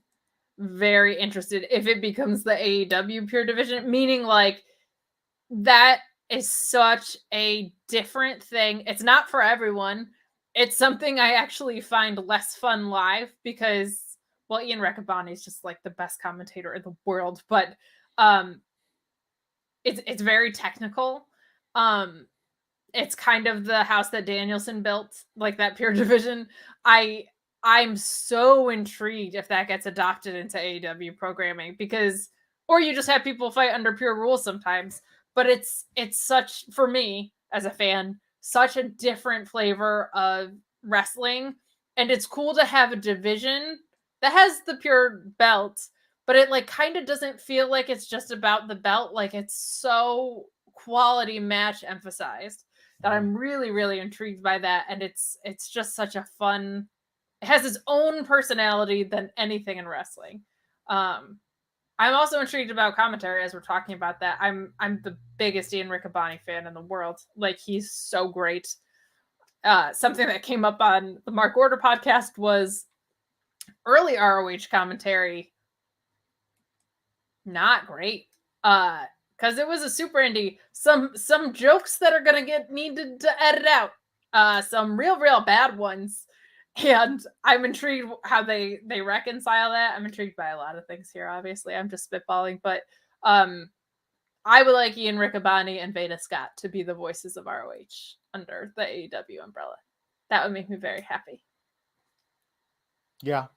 I think that Riccaboni there would be was kind of a no-brainer to be that guy. I think there's opportunity for a lot of fun people to come in and try and work some Jericho, color commentary. obviously. We want No, ROH, that would be we want the people last yelling. one we would do. Can you imagine Jericho yelling through a pure match?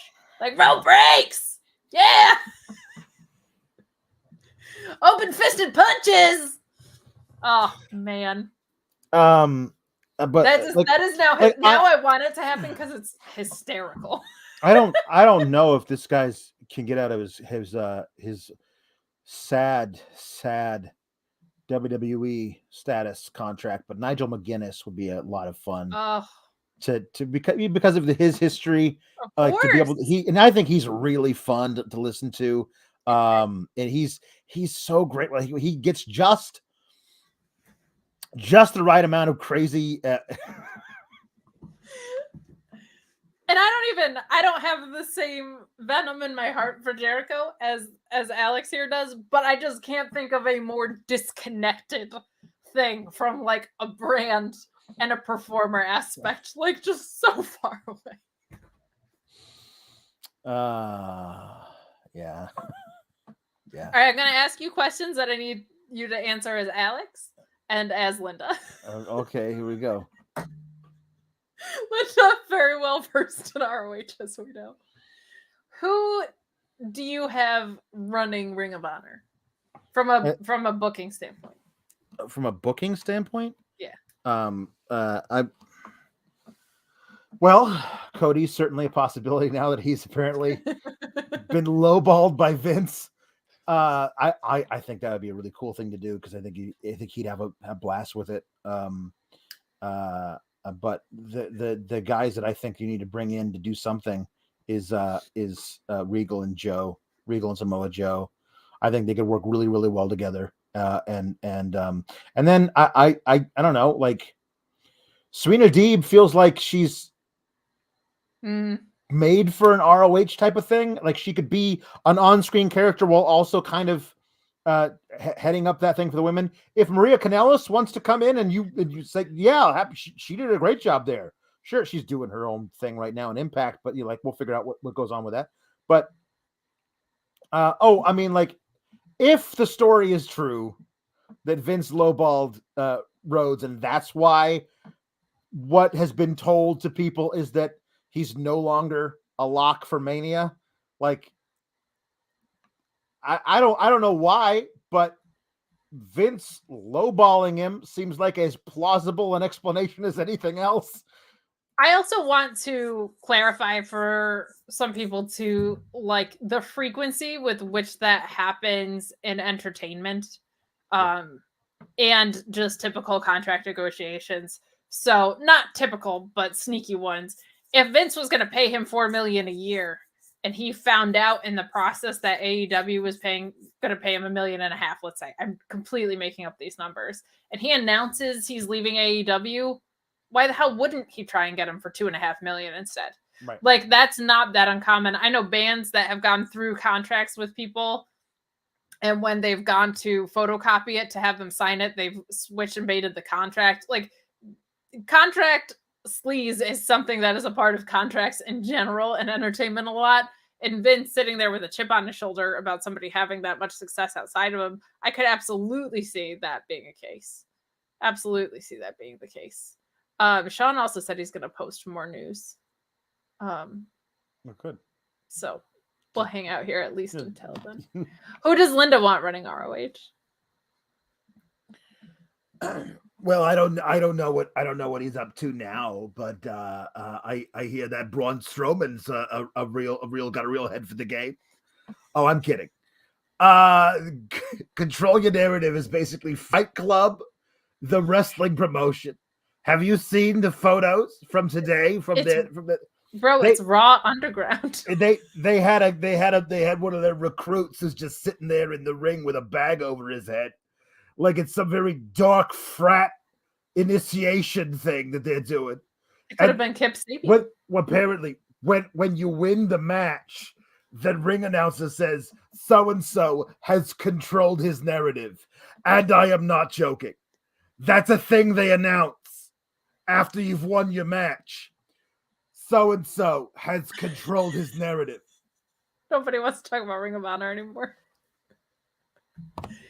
Has controlled his. See, now I'm pissed because I want to watch it. No, you don't. No, you don't. Possible spoiler on AEW from Sean. Please do not okay, plug your ears and close your eyes if you don't like spoilers. But Swerve, formerly of Hit Row, has officially signed with AEW. According to Jonathan. Good for him. I suppose. He's breaking a lot of news that we kind of assumed already. Yeah. But good for him. No, He's trying really hard to wash the taste of that awful MSG house show out of your mouth. And just tell you that sometimes wrestling does give you what you want, like Jeff Hardy and like Swerve, which is nice of Sean to do. We appreciate that about him.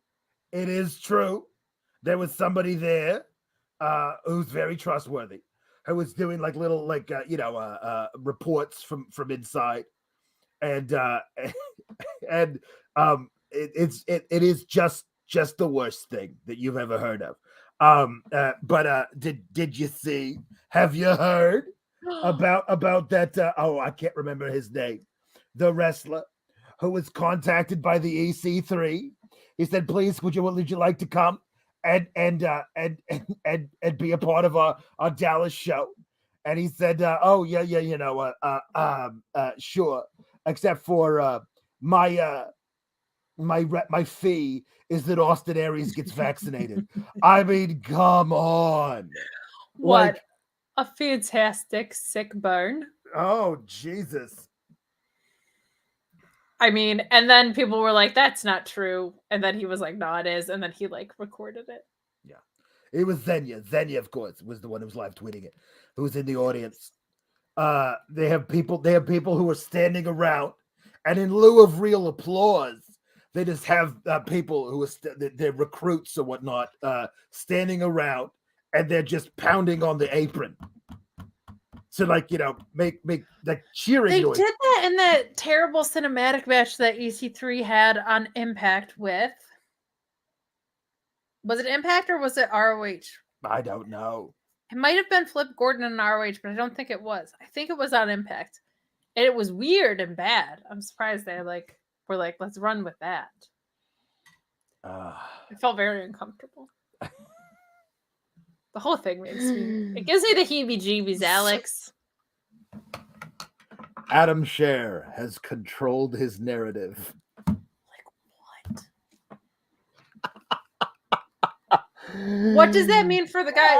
Oh, I was so much more interested in the guys who have lost control of their narrative. Oh, no. Apparently, this is what Xenia tweeted. That so-and-so has controlled his narrative. So-and-so, not so much. Literally is a thing she tweeted. If we are to believe that is... I want to watch it. I want to watch this because it's just going to crash. It's a train wreck. It's a train wreck. I would rather watch this than Corey and Carmella. I'm not going to lie. Because it's going to be terrible. Do you know how bad this is going to be? Oh, it's going to be so bad, especially if it's like Austin Aries. You want to hear? Have you heard this funny tweet that I saw? No, hold on. Tell me all about it. We're so all over the place today, and I love it. I saw this tweet where the Micro Man debuted at the MLW. Do you know the MLW? No, yes, I suppose the Mulua. Yes, the Major League Wrestling. The Mulua, yes. The Mulua. The Micro Man debuted there, and someone retweeted and said, "Congratulations to Austin Aries." Very nice. The Micro Man. Is that anything like the Micro Machines Man, the guy who could speak very fast? It could Remember be. him? I don't know. The Micro Machine. I'm not up on the Milu MLW. The Malua. Because I love the row. The row is such a wonderful thing. Oh, we love the row. We love the row, the pure row. I do like that Alex Hammerstone. He seems like a lovely man, and that Richard Holiday is so nasty. Oh, what else should we ask, guys? Everyone in the chat, what should we talk to Linda about? I want Linda to do commentary. Oh my goodness! A watch along series with Linda. That was we should just do watch alongs with. We should watch along to control your narrative. That would be a terrible thing. Watch that along. I mean, apparently they have television, although I don't get that channel. Can we do a watch along and the money we raised we donate to Planned Parenthood? Yeah, sure. Or how to go out and get vaccinated stuff. Oh, I love that. What was I gonna say? Oh, what shows would Linda rather see than Corey and Carmella? Like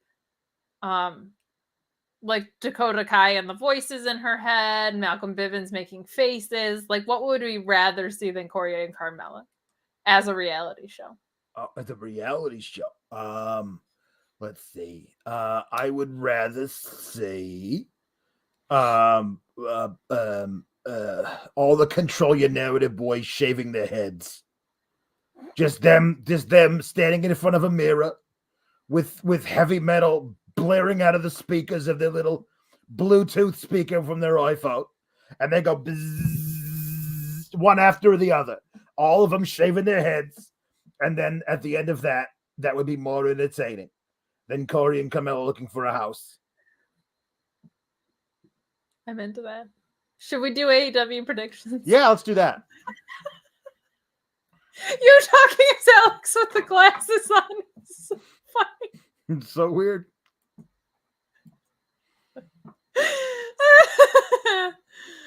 This is fun.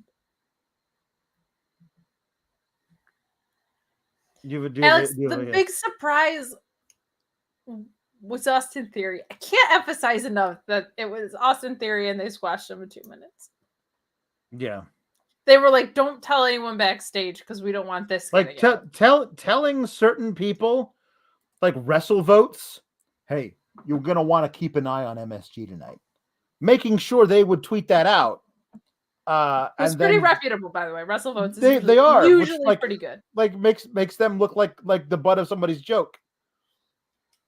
And it's not People fair. Got up and left. I mean, I would beat the traffic. I wouldn't, because I would be like, someone's got to be coming out, right? And then who came out but Roman? Roman just to beat him up. Oh, good. I'm so glad I came. Does Linda prefer Roads to the Top or Carmella and Corey? Oh, Roads to the Top, because at least things happen there. And occasionally you might have one of those wonderful train wreck segments where you have everybody backstage watching Cody give the I'm going to solve racism promo. And everyone else is like, this is not going well. And then I think I did a great job, says Cody. No. Everyone's reaction in time was no. Yeah, they just blatantly lied to us. Wendy Chu nap time is a fun one. Oh, yeah. I like that. All right. What's the card? Let's start with the buy-in. Give me this card. Hook versus QT Marshall. Hook. I mean, obviously. How long do you think it lasts? 3 minutes. All right. 3 buy-in matches is a lot. I'm assuming Hook is gonna squash QT. Yeah, I because that's 3 matches on the buy-in. That's gotta be fast, right? It's gotta be. I wonder if he'll just dispense with all the pretense and just choke him out like immediately. That's very 3 minutes is high. That was being generous. Like, you know how Hook starts every match, like facing into the turnbuckles, like leaning up against the turnbuckles like this, you know? Yeah. If we hear the bell ring, and QT just rushes him, and Hook just sidesteps out of the way, immediately up into the thing, and chokes him out. I think it'd be kind of cool if he choked him out in like 10 seconds. Because and I like that because QT would also be looking for a wrestling match. You know what I mean? Yeah. Yes. Congratulations to Drew, who said Hook is his future husband. Well, congrats. That's very good for all of us. That's great. Yeah. I think there's a lot of people vying for that. So yes. Gotta be careful. So 6-man tag, House of Black versus Death Triangle and Eric Redbeard. This is so weird. Who do I think is gonna win that? It's gotta be House of Black wins. House of Black, right? House of Black wins, and then when Phoenix comes back, they win. They win, right? Yeah, that's that's how you do it. I don't know. I don't know if you have if you make Brody King look like, especially if Redbeard is only coming in for this one deal, you let him look really powerful, but you let Brody King look like an absolute monster. By pinning Eric Redbeard. The only thing that was that I had heard that Phoenix is going to be out longer than anticipated, but I think you still have to have House of Black win. Yeah, I mean, I think that whenever Phoenix comes back, we can reignite this thing for one match, and Death Triangle proper goes over. Yeah, this has got to be a showcase for Brody and for I mean, especially Brody, because I don't think people have seen what he can really do yet, but also Bud Matt. So they win. But I think Bud Matt will get a lot of the work in. But I also feel like he's going to bump his absolute ass off for Eric Redbeard. He's gonna fly places. Agreed. Because he does bump like a maniac. And then Statlander versus Layla Hirsch. I'm going Stat. I feel like this could go either way. I do too, but I feel like they I think they subtly switched them.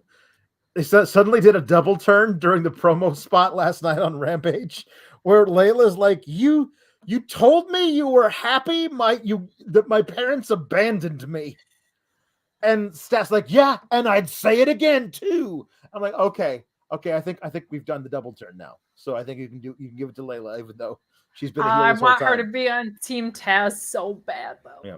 Ugh. One of my things that as just an example of what you could do with talent for whom it appears there is a ceiling on AEW television. You could go over to ROH and have a Ruby Soho versus Layla Hirsch thing for the women's title in ROH. That could be because both those women seem like they can't quite get over the hump, and I understand it's Jade's. I don't think Jade's losing for a long time, and this whole Thunder, Rosa, and Britt thing. I don't feel like whoever wins, when Thunder Rosa actually becomes champion, I don't think they're going to take the title off her for a while. So you can do something fun with other women over in ROH. Who do you think is winning though? Oh, I think Layla's winning. You think Layla's winning? I'm sticking with Chris. I think I really do.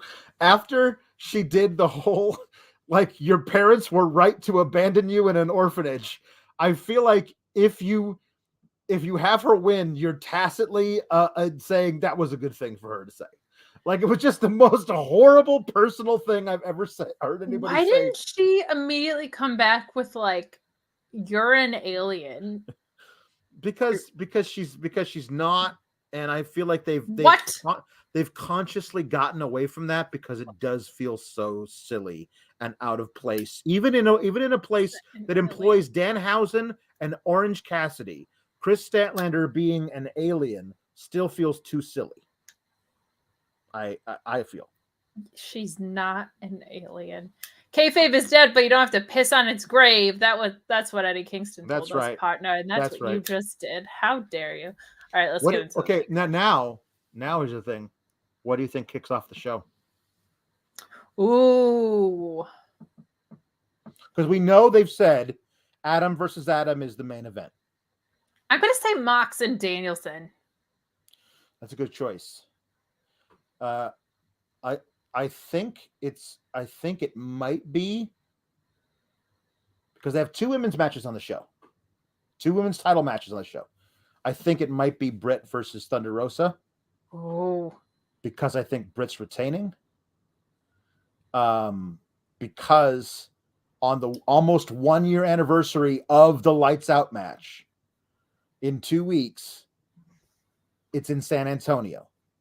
It's Thunder Rosa's hometown. So I think Britt blatantly cheats to beat Thunder Rosa, and Thunder Rosa is granted an immediate rematch in her hometown on Dynamite in a steel cage in the main event of Dynamite and wins the title there. And that moment will last forever in AEW lore.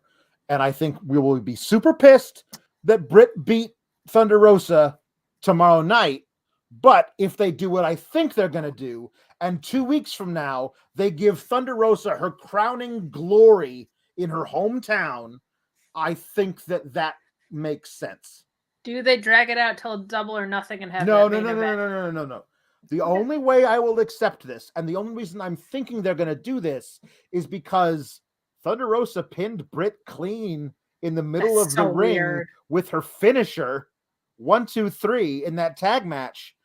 Like, I don't feel like you do that if Thunder Rosa's going to pin Britt in the title match on the pay-per-view, which is why I feel like you have Britt panic, cheat, beat Thunder Rosa that's in the pay-per-view, and then 2 weeks later you get that crowning glory in her hometown.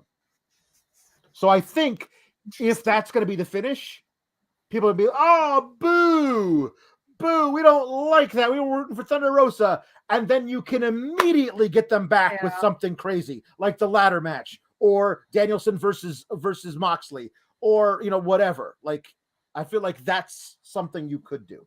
But I think that I don't hate it. I want Thunder Rosa to win on a pay-per-view, though. I want this to wrap up. I understand, and I agree with you. I think that they should use the TV to build the pay-per-view, but they have a lot of other things to sell the pay-per-view about, and they will have a lot of things to sell Double or Nothing with. So they're going to build to a huge moment on television with more people watching than are watching the pay-per-view. Just so you know, Alex's Cash App handle is Shoot Name Kate. It's a weird choice.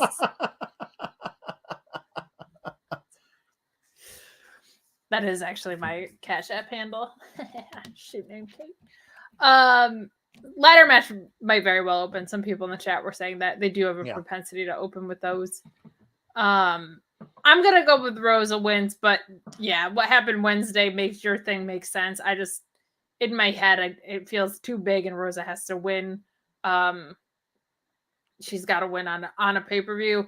I also don't think Rosa winning means that Britt doesn't sneak away to a rematch in 2 weeks, possibly in San Antonio, and lose. I mean, I guess that's true, but it would make less sense. I don't want to see the rematch if Thunder Rosa wins tomorrow. She's already champ. Like, she's already champ. She won. And I don't want to, like, the doubt would be that, like, why would Britt get an immediate rematch if, like, Thunder Rosa pins her clean? And I don't want Thunder Rosa to not pin her clean. I want it to be like a definitive win. So, and that's kind of why I'm thinking they're going to do that. I get it. Danielson and Mox, what do you think? This is so fun. I don't even give a shit. They're gonna beat the fuck out of each other. Yeah, that's why I'm here for. I think the storyline that I want to happen only really makes sense if Danielson loses. So I'm gonna say Danielson regains control near the end, beats the absolute piss out of Mox, but takes too long, like he's proven a point. He's doing all of his like showboating Daily stuff. shit. And then Moxley like reverses one of his crazy holds into a flash pin, which just drives Danielson crazy. And like Moxley thinks it's the funniest thing in the world that he was able to out wrestle Danielson because Danielson got lazy or whatever, or didn't or do whatever. And so he's like, okay, cool. Now we bled together. Now we'll be partners. And Danielson's like, no, you cheated to beat me. I'm not going to let that happen. I don't need you anyway. I got a new partner. And out comes Claudio Castagnoli.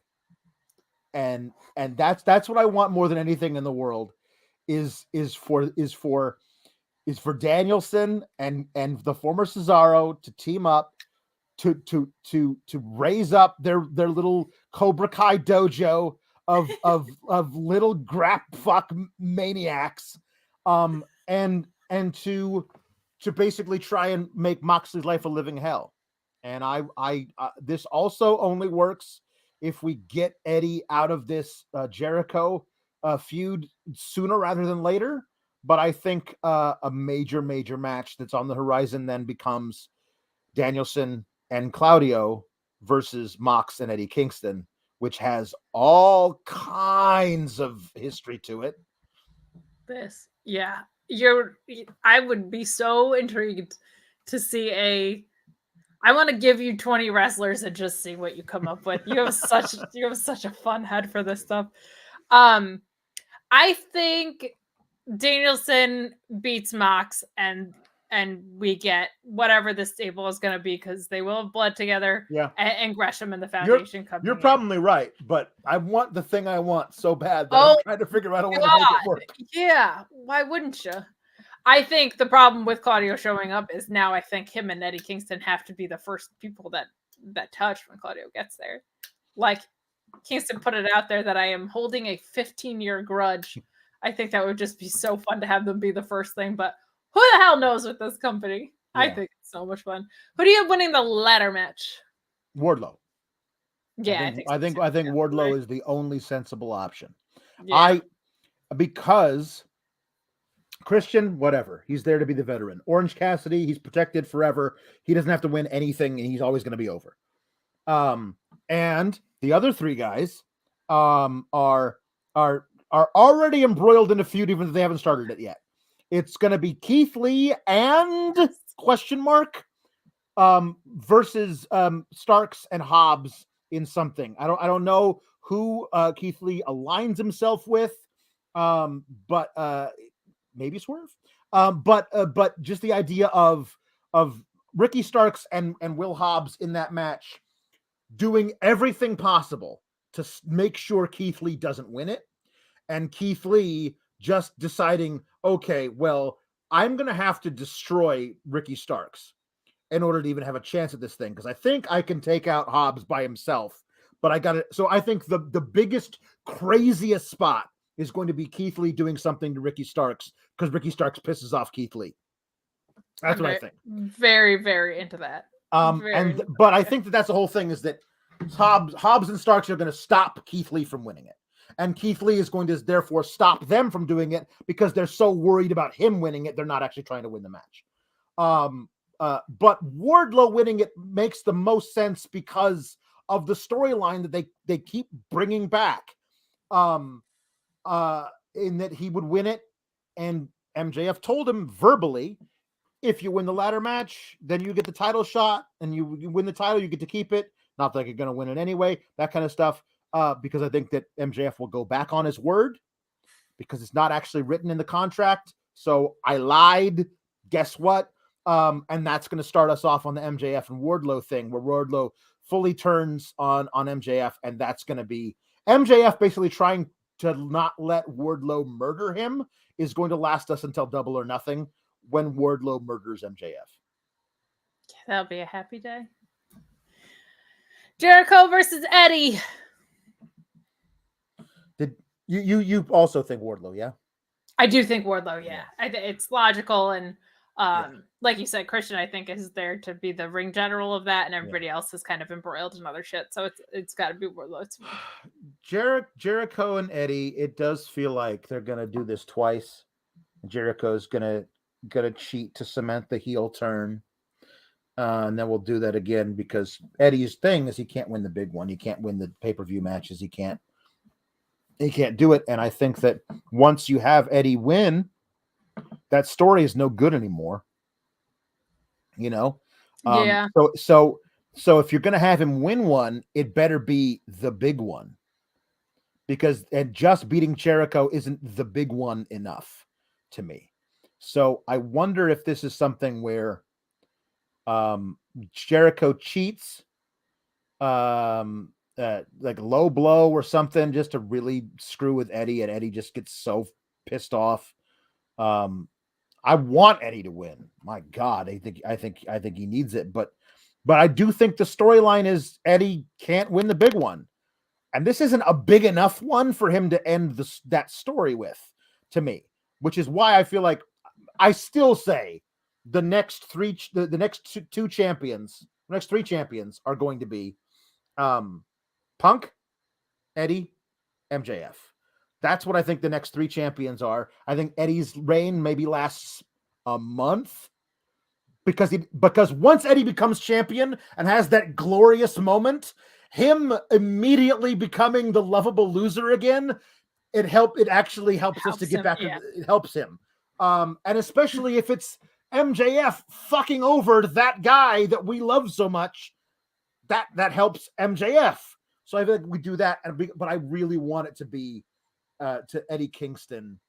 The magic trick that I feel like they can pull off, I really do, is getting Chicago to cheer for Eddie Kingston beating CM Punk at All Out. I think you could absolutely do that because when they were facing each other last time, it was mixed reactions and they weren't even trying to give that to us. Yeah. So I do think, and I know I'm a Punk mark, so all of this is always biased, but Punk's such a son of a bitch when he's a heel. Like, I think he's so good, one of the best ever to make you want to root for the other guy. Yeah. So I think that could be really fun. I think Eddie does win here because I think the next layer of the story is Jericho and Proud and Powerful and not necessarily Jericho and Eddie because they're kind of fighting for their custody. Maybe you get Proud and Powerful versus Proud and Powerful coming over and like making Jericho think that they're all cool now. To me, feels like they're going to come down and screw over Jericho, which would lead to Eddie winning. But like again, I don't know if that's where they want to go with this. If for example, it doesn't count as the big one if Eddie beats Jericho, then by all means have Eddie beat Jericho. But you know, I wonder if that's the case. I'm just thankful that Eddie put Jericho back into a realm of Jericho that I actually kind of like. So, Jade Cargill versus Tay Conti. This has got to be Jade. I think squashing the shit out of Tay. I think hope Athena. I think Tay gives her 8-9 minutes. I think it's decent. Because Anna Jay gave her best match before. I think Tay gives her at least as good a match as Anna Jay did. But ultimately it doesn't matter because Jade Cargill wins. And it'd be kind of cool to like have the next person come out. I think Jade pump kicks Tay. It's over. And I think Jade takes like a hell of a victory lap saying who else is there to beat, and then Athena shows up. That's my hope. Yeah. But we will see. Yeah. Punk versus MJF. Oh God, I'm so excited. I think it's gonna be Punk. Yeah, it's gotta be Punk. I think the heel gets his comeuppance. I don't know if Wardlow interferes or if I don't think Wardlow interferes. I think he just doesn't show up when he's supposed to. No, I think he does show up and then he doesn't interfere. Ooh. I think that he's supposed to show up when he's supposed to show up, and then he does, but he only comes out like halfway down the ramp. And then he looks at MJF, who is a bloody mess. And also Punk, 12 feet away from him, is also a bloody mess. And Wardlow looks at him, shakes his head, and walks off. And that's it. And it's MJF just goes apoplectic. And then you have Punk taking over from there and winning it. Like, I think that's yeah. Yep. And as I said, like, there are so many other storylines that will be going on, but during the spring, that Paige is going to need a challenger for Double or Nothing, and like Punk will be like, well, I mean, I'll do it if nobody else wants to. Like, Punk just being the most affable, like, really nice guy, talking about how Hangman Page, I see a lot of potential in you. I think you're going to be the top guy here, or whatever, all that kind of stuff.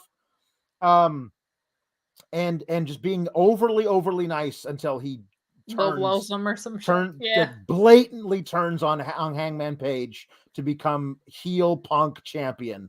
And then we get a summer of Punk in AEW. I'm going to pass out. Just yeah. Because that's all my favorite things at once. Yeah. This Hardy Family Office versus Darby, Sting, and Sammy tornado match. This one's interesting. I'm gonna let you go first because I like to hear your mind and then copy you sometimes.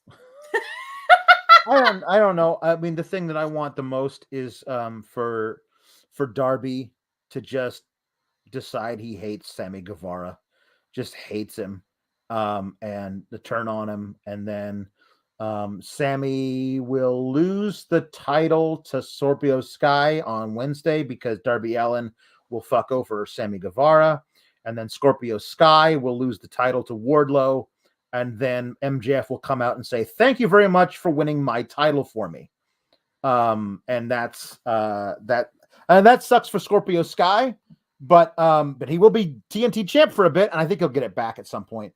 He could get it back. They have not hot potatoed us a single time yet with a title. No, they have. They could do that. No, they kind of did that with Sammy and Cody. But yes, I get what you're saying. But you could even have them. That confusion could give Scorpio the title back. Yeah, there's funny there. I love. I think that Wardlow should win the title. It's very true. I love how this started with Corey and Carmella, yet somehow we still got 2 hours here. Never changed. It's true. We can't be stopped. But I think that that Wardlow should win the title the way Wardlow wins, and it should be against a heel, and that person's going to be Scorpio Sky. And then as we're all celebrating, hey, Wardlow won, this is really cool. Then MJF's like, great job, buddy. Give me that title now. Thank you. And then we can get the thing where it's like, if you don't give me that title, you're fired. Then Wardlow beats the ever-loving crap out of him. Well, he beats the ever-loving cat out of Shawn Spears. Like, he murders Shawn Spears while MJF watches, clutching his ill-gotten title. Yeah. Please tell Shawn this. Yeah. We don't get me wrong. We appreciate it. But this is gonna be between yesterday being 2 hours and this, and then tomorrow. I'm just bankrupting him. Yeah. Which is so much fun for me. Thank you. I like that booking quite a bit. So we'll see. What else is left on here? But anyway, with this match, I think that that Darby could wind up costing Sammy, because they can't coexist, which will counteract Matt Hardy wandering off into the stands during the match and just allow Andrade to get the victory for his team, because Andrade needs to start pinning people. Yeah, I think that too. And honestly, I think Isaiah Kennedy needs to be put in the W column, because the last thing we remember from him is Keith Lee eating him into next year. And that just leaves us with our title match, sir. Yeah. I think Hangman retains. I wouldn't be stunned if Cole won here, but I agree with you on the next logical thing would be for Punk to win. I know a lot of people think it could be MJF too, but either way, I don't think Cole is next. I think Kenny Omega is coming back, at least as an on-screen presence, and I think you're going to get a proper Redragon, as we call him on Wednesdays at the Mark Order, thanks to birthday boy Ryan, instead of Red Dragon, because it's like R-E Dragon. I think you're gonna get the Undisputed Era and the Elite in a proper like stable on stable feud, and maybe trios titles in the mix on the somewhere. We'll see. Yeah. Could be fun. I think that Kenny comes back. I think that there's a whole lot of shenanigans that happen in this match. In that a Red Dragon's going to come out and try and cost Hangman the match, help Cole. The Dark Order will come out and try and run them off. The Young Bucks come out, and it's like, oh great, you do it instead. You help me instead, but the Young Bucks don't do anything. And then Kenny comes out, and Adam Cole looks like he's seen a ghost, and Adam Page hits him with the buckshot. I feel like that's probably what we do, which then leads to us getting the Kenny and the Bucks versus Adam Cole and Red Dragon.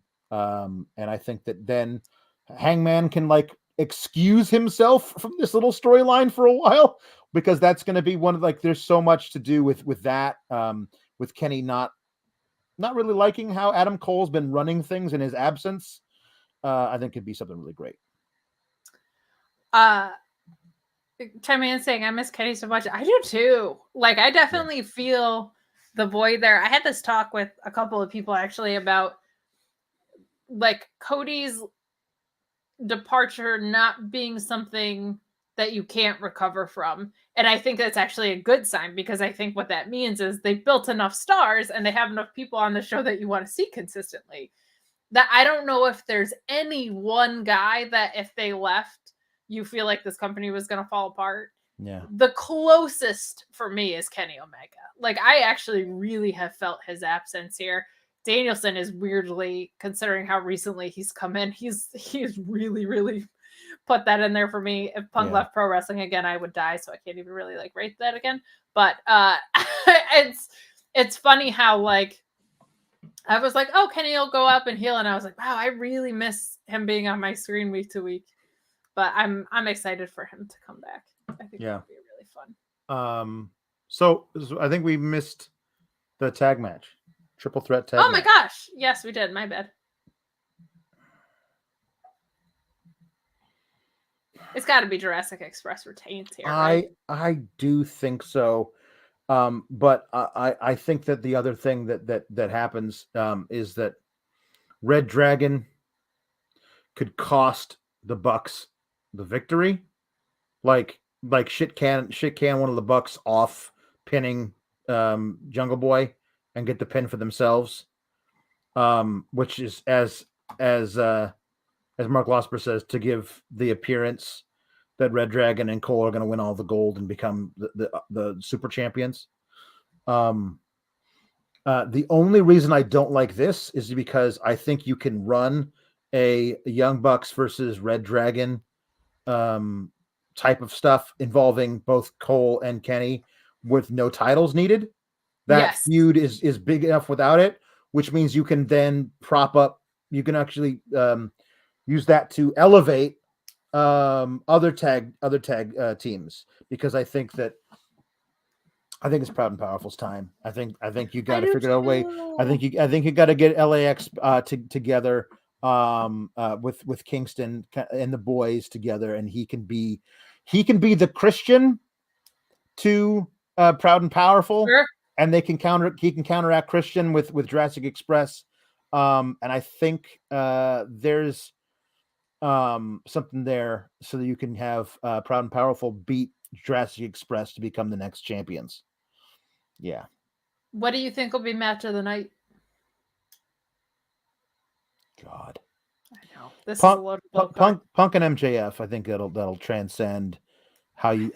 I don't think you'll be able to like give it a star rating, because it'll be like watching high art.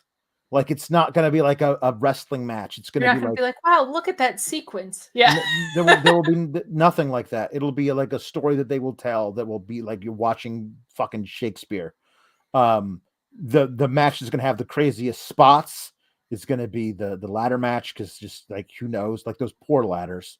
I just keep looking at Keith Lee and Will Hobbs and going, oh, those poor ladders. I think that Wardlow probably power bombs Orange Cassidy through a stack of ladders, and like where you see a guy who like karate chops like 17 boards and they all crack. Like if we see him setting up a board across something and then another a ladder across something, another ladder, like, oh, he's gonna climb to the top of a ladder and power bomb Orange Cassidy through 7 ladders. And I kind of want those things to happen, but I don't think that's gonna like necessarily translate to match of the night. I think there's a possibility it could be Danielson and Mox, but I'm such a mark for the thing about actually both MJF and Punk. Like you got to keep that match really far away on the card from Punk and MJF. I think that's why it's going to be a dog collar match without a dog collar. Because those two guys are not going to run from each other. They're going to be within 6 feet of each other the entire time and beating the shit out of each other. And both guys are going to bleed. Like, it's going to be a dog collar match without a dog collar. It's hard to run a match like that on the same card as an actual dog collar match that has as much behind it as that one does. So I feel like if you keep them on the separate ends of the card, then you can make it work. That's why I thought it was going to open, and then MJF and Punk go on before the main. Yeah, I think. Damn, dude, this card is loaded. It's so hard with this. I felt this way about Full Gear, where I'm like, Full Gear, I actually completely was surprised. I thought the match of the night was MJF and Darby, but like what Kingston did with Punk was still like probably my favorite. You know what I mean? Like they give us such different types Kingston of and matches. Punk was 11 minutes of two men hating each other. It was not a wrestling match. Yeah, like, and it was, oh my god, and that tag match was insane too. Like they're just so different that like match of the night is just kind of like a preference thing. I feel like it is. We see the entire card is incredible. One of the best lineups for a show ever. It's very true. Highest quality average of stars. Yeah, I think so as well. I think probably what could be like the match you remember for just being like, wow, that was amazing. Depending on what Luchasaurus does in it, could be that triple threat tag match. I really like Jurassic Express, and Luchasaurus is super over with the crowd. Sometimes he takes a while to get his spots working, but Jungle Boy is fantastic. If this somehow was Young Bucks, Red Dragon, FTR, well, then you'd have the 3 best tag teams in the world right there, and I would just die happy. With the exception, of course, of Jacket Time. With the exception of Jacket Time. God, that could be true is the sad thing, if they didn't have a terrible gimmick. That could actually be a truth. Yeah. Do you think, we talked about this on the post show yesterday, any surprises as far as debuts go? We'll do it for the select crowd. My Claudio booking, please. Sure.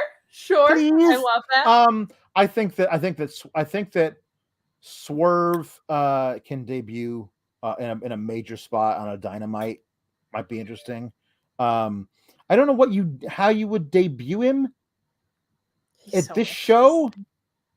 You know, like the Wardlow, Samoa Joe would be fun. Athena might come out. I feel like Jade might say, I went through everyone. Yeah. I'm 30-0 or whatever, and then ta-da, she shows up. So that's my only talent prediction for the pay-per-view. They love to throw us a bone the Wednesday after. They've done that a few times. Yeah. Brian Cage is nowhere on this card. Well, no, I think he's going to be a guy who who is a monster for younger guys to overcome in ROH. I think that's what you do with him. You sign him to be a guy that like Lee Moriarty has to get through to get his title shot. That kind of thing. That. I didn't even think about that's such a good idea with ROH. Like, I like that. You want to because he can absolutely work in the ring. He's just like they didn't like him being a baby face doesn't work. So just him being a just an absolute machine that the young guys get to work with, and he can toss them around, and they like that's the thing is like this can be the best wrestling dojo on television with all these guys like learning a lot of interesting ways of working different kinds of guys. Cause like, I would love to see a thing of like show me Daniel Garcia getting through Brian Cage. Show me like, what does that guy do to get through Brian Cage is an interesting thing. Like I really enjoyed his work in Lucha Underground. I think he's an insane athlete for his size. I think he's really, really, really talented. The face turn killed him. The face turn killed him. It did not work. And he's also just, he's got some problematic views, but then again, so do a lot of wrestlers. But it's just a weird way of like, he's really great in the ring. But I think that what would be really cool is that styles make fights, and the idea of a guy like maybe not even Daniel Garcia, but like Lee Moriarty, as I said, like him, like he's just this very wiry, like grounded, like how does that guy get through somebody like Brian Cage? Like if this was a Jean-Claude Van Damme movie, and there was a tournament he had to get through to get to the end, the big boss. In the semifinals of that tournament, he comes up against a guy who's just an absolute specimen. And how does he get through that guy to get to the big boss? And if the big boss is, in my particular booking, Andrade, who is the ROH champion forever, and nobody can take it from him. That's just my own personal proclivities. Andrade is creeping up to Miro status for you. Well, no, but like, no, I'm like, the thing of it is that he was one of those guys that I that they put him in a damn fedora and suspenders when he first showed up in NXT. But when they realized that he's so much better as a heel, and they turned him heel and he became the champion and everything, like that guy's like, I mean, like you watch that match he had with Johnny Gargano, and it's like, well, there's no way of doing this better. This is like perfect. Wrestling can't be done better than this. It can be done as good as this, but like, so we didn't even talk about Gargano showing up somewhere. Jeez. I think that he's in a thing where he's like, I'd like to do some fun stuff all over the place.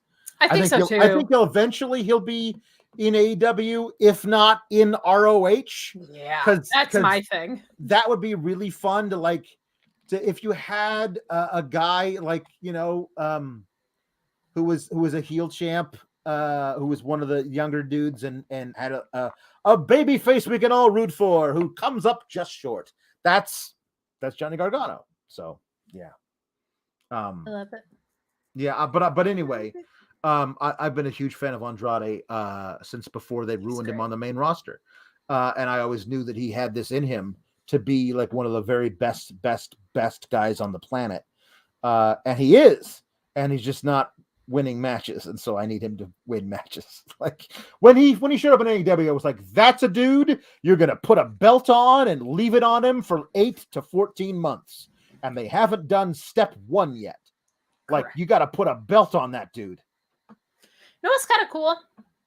Our predictions were different, but I feel like either side of a lot of them is understandable, and they don't interfere with the next there's of stories. There are some outcomes to certain matches on this card that will feel wrong at the time, but there is absolutely a way to make them feel right within the next month or two, because I believe they have the idea of like, No. We're going to do this here because this is a chapter of a longer overarching story. There's more things to come. They've done that plenty of times in the past.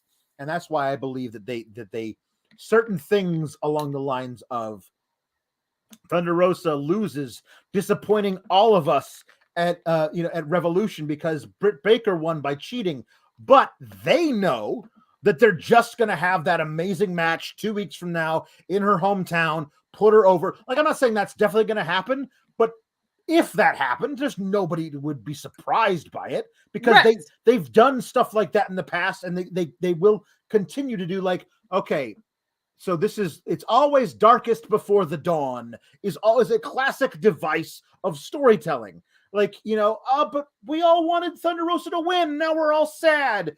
And then 2 weeks from now, you'll think, remember how sad we all were when Thunder Rosa lost and now she got the win in her hometown and everyone like carried her off on their shoulders and kind of shit like that?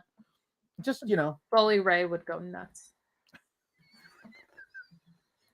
I don't know why it's my favorite thing in the world. Anytime we talk about booking, all I can think about is the Bully Ray meme of him with the thermometer. It's the best. Well, Alex, we talked about Corey and Carmella for about 12 minutes. It was actually too long. It was like actually 45 minutes. A lot of it was just waiting until they told us that Brock was facing Cody Rhodes, but instead he was facing Austin Theory. Remember that? Remember that, Kate?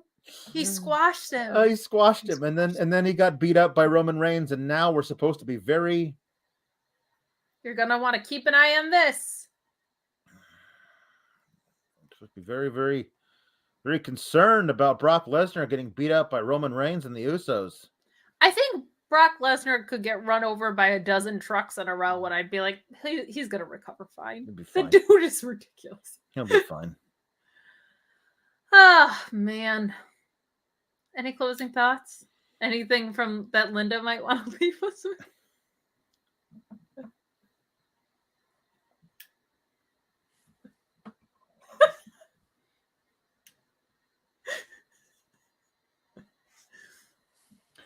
I like that Jade Cargill. I think she is put together. I mean, she says she's money, and now she's got the green hair to match. I think that's wonderful. I do think she should fire her lawyer friend, though. I mean, who puts a clause in the contract that says you can only attack my client within 2 days of the match? Why don't you put it the clause that says 20 minutes of the match? That's such an oversight. I feel like he is as bad as the fakeator, the phony-tor. He's not a realtor. He's a phony-tor, and this is not a real lawyer. He's a fakier. I don't. That doesn't work as well. Esquire. That's what I'm trying to think of. He's just like a fake squire. He's a bad lawyer. That's what I'm gonna say. He's a bad lawyer. He's a bad lawyer. He is, because also you could just say you can't touch me at all until the match. Like. That's a thing. That's also true. Of Linda. I feel like I told people they can't touch me. So there's a chance the wig will be here tomorrow. And if it is, I think I have to review AEW Revolution, the entire 3-hour podcast, as Linda, and never tell any of the thousands of people that will be in the chat what the hell's going on.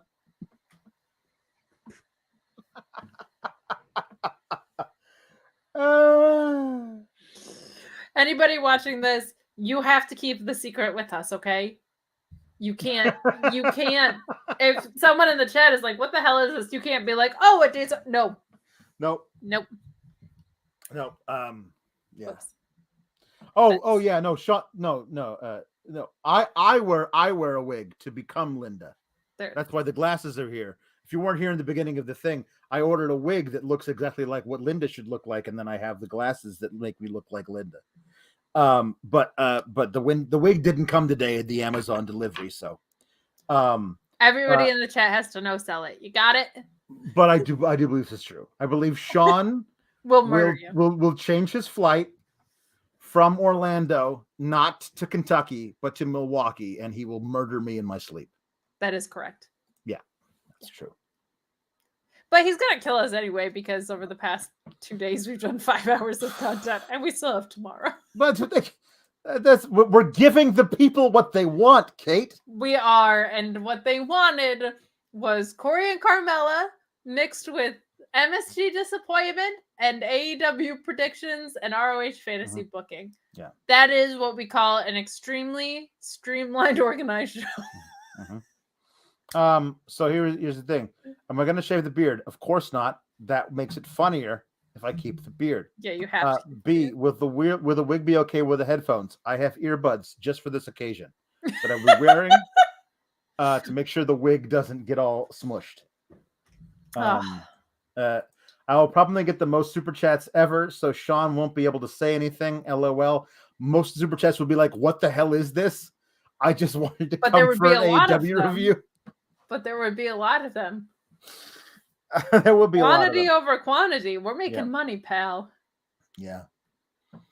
Can you write off the wig? I have so many questions. I don't know. It's true. I don't know. I might be able to write it off. I planned this for a long time. Linda has existed since January 1st.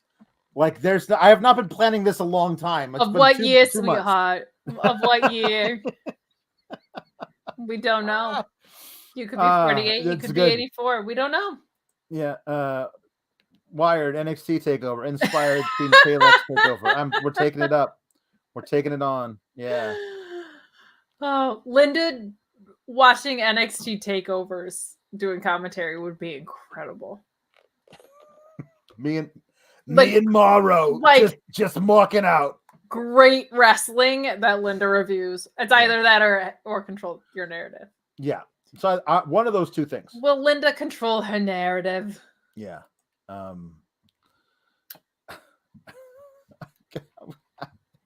don't know.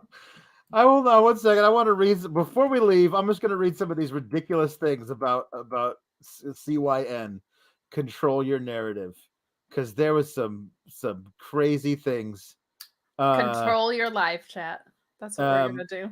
Oh God, what does it say? There was one that was like they give you like a little thing that they said at the beginning of the show that was just what? Is it here? Yes. In Control Your Narrative, you take control because you're fighting for your freedom. Like what? Okay. The show started with the national anthem.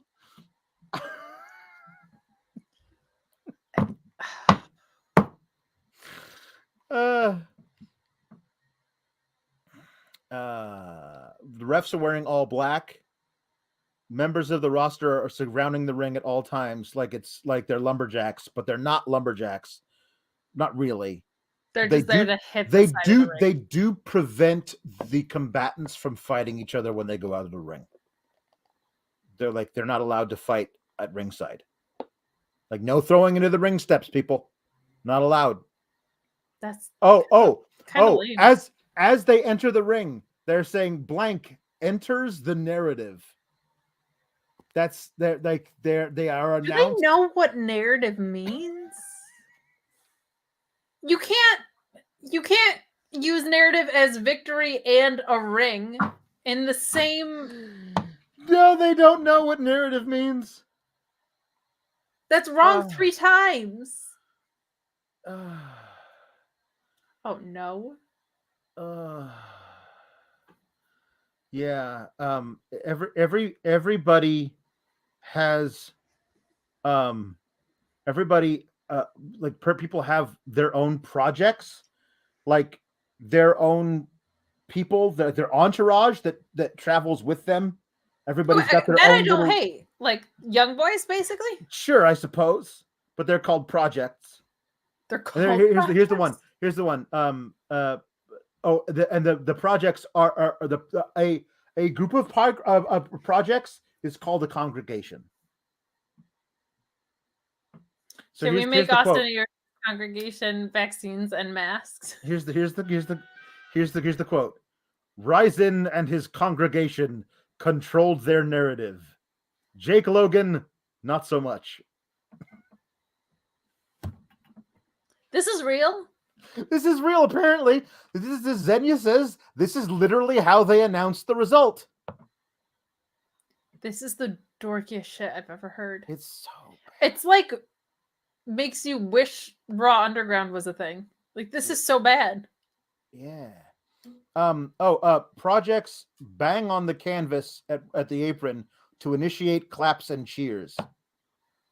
Always a good sign if you're not eliciting those organically. Yeah. But yeah, a big Damo was there. Old Killian Dane, he's there. He's wrestling. So That's neat. mm-hmm. Yep. They insist the show is family friendly, which is They posted a thing on Instagram about how they're not affiliated with like any one political party or ideology. I mean, if you look at the roster, they kind of are, though. But it's about freedom. It's not about political ties. Yeah, well, freedom from the control of the narrative. Yeah. Which also means the ring. Yeah. Wow. And this is the other thing is that the crowd there is like super into everybody. And like these are their people. Well, yeah, because it's a cult, it sounds like. It does feel like it, but anyway. I can't wait to see what this looks like on television. You know? I'm so mad that I want to watch it. Like, I don't want to watch it because like that I'm interested in the product. Yeah. I want to watch it because I want to hear someone say so and so controlled their narrative. Somebody else, not so much. Not like I need so to much. see. I can't fully believe it with my own eyes in the same way that I can't believe that Austin Theory was the big surprise tonight. Right. Yeah. Oh God. On the night that Austin Theory was the big surprise at MSG, Control Your Narrative controlled their narrative. Yeah. That's tough. WWE has lost control of their narrative. Oh, they haven't had control of that for a while. And where are you going to settle it? In the narrative. In the narrative. You and me one-on-one in the narrative. Yep.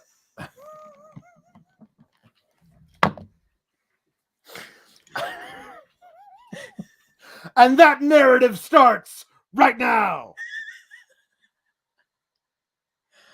I hope the commentators have to be like, oh, he hit the narrative hard. I want that to happen so All right, you two. Get the action back in the narrative. Let's go. Come on. They counted him out of the narrative. The following narrative is set for one fall. The following narrative is set for one fall is great. Oh, that's great. My God. This is the blow-off narrative to the previous narratives that we've seen between these two wrestlers. These two wrestlers have had quite a narrative going back 2 months. Several rematches in this narrative. Several narratives in this narrative. He has not lost a narrative yet. He is undefeated in narratives. He's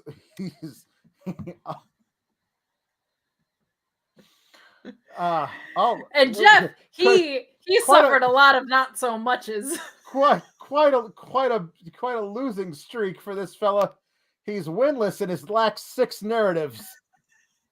He has 6 not so muches. I think the other side of narratives is not so muches. Pinned clean at dead center in the middle of the narrative. There's blood all over this narrative. The most stupendous narrative of all time. Distraction narrative. Losing the narrative. That's so good. You guys are the most fun. We're almost gone 3 hours. And that's at least is how long we're going to go talking about AEW tomorrow. Oh yeah, So we should probably call it a night, considering I think that particular pay-per-view card tomorrow is going to last 4.5 hours by itself, and then we'll be talking until 4 a.m. I'm gonna get what they call an evening coffee, and we're gonna see. Yeah. When I accidentally did that, I was hyped as hell. So we'll see what happens tomorrow. I'm gonna mainline methamphetamines right into my eyeballs. Linder, you are so bad. Because I'm gonna need to stay awake. I need my beauty sleep. I don't look like this just by accident, you know. You know, you got to get the under eye creams. Yeah. No, right. Little dab will do you. Little dab will do you. You got to get. I used to do the whole face cream thing, the whole cold cream. But you got to get a routine. Do you have a routine? Of course. Because my Mary Kay lady. Listen, my routine has changed many times over the years, but I still don't have a routine. Mary Kay consultant for 30 years. Never left my side. Most stable relationship I ever had. Narrative on a pole match. But the narrative is probably a code word for pole too. So it's probably a narrative on a narrative match. Yes. This match will take place in the confines of a steel narrative. I can't handle this. Oh my god. All right, this is a death narrative. A hardcore narrative. No holds narrative. I was going to say no narratives barred, but no holds narrative is funny. This is better. Yeah. A street narrative. It's time for the main narrative.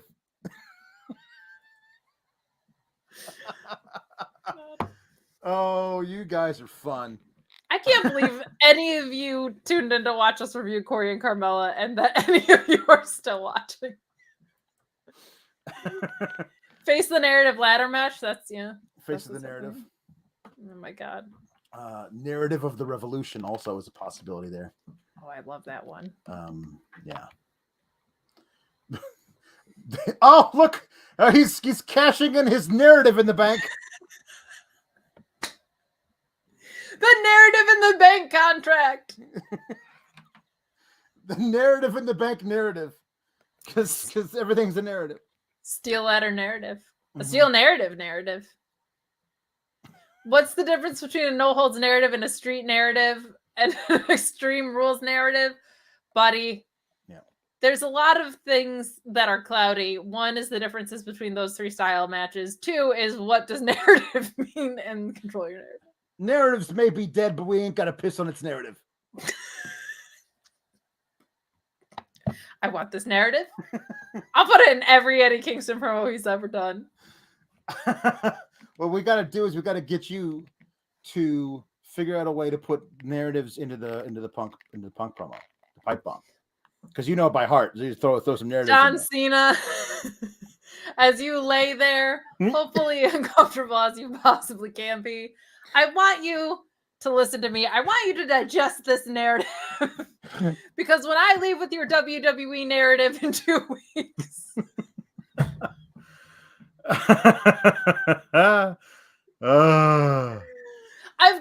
I've grabbed so many of Vincent Kennedy McMahon's imaginary brass narratives that it just dawned on me. They're completely imaginary.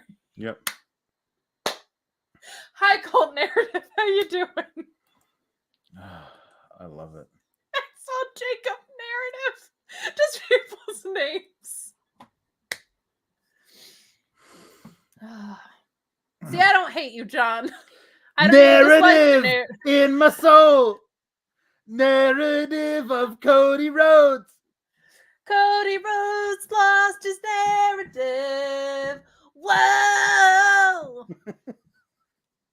You are narrative on the inside. You are narrative personified. Oh, And I will narrative. The narrative in my mind. War narrative. What are we doing? What is wrong with us? I don't know, but Somebody stop us from doing this. This is not healthy. Baskin's narrative. Bearcat narrative. Oh, terrible gimmick. Yeah. Oh boy. All right. We're so fun. We belong in the fun house, the funny house. Yeah. We do, and our narrative does. The American narrative, Brian narrative.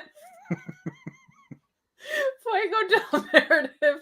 You know it's all about the narrative. Narrative. Narrative in Kingston. This is way more fun than it should be. Oh man. The steel narrative is a good one. Yeah. So a victory is controlling your narrative.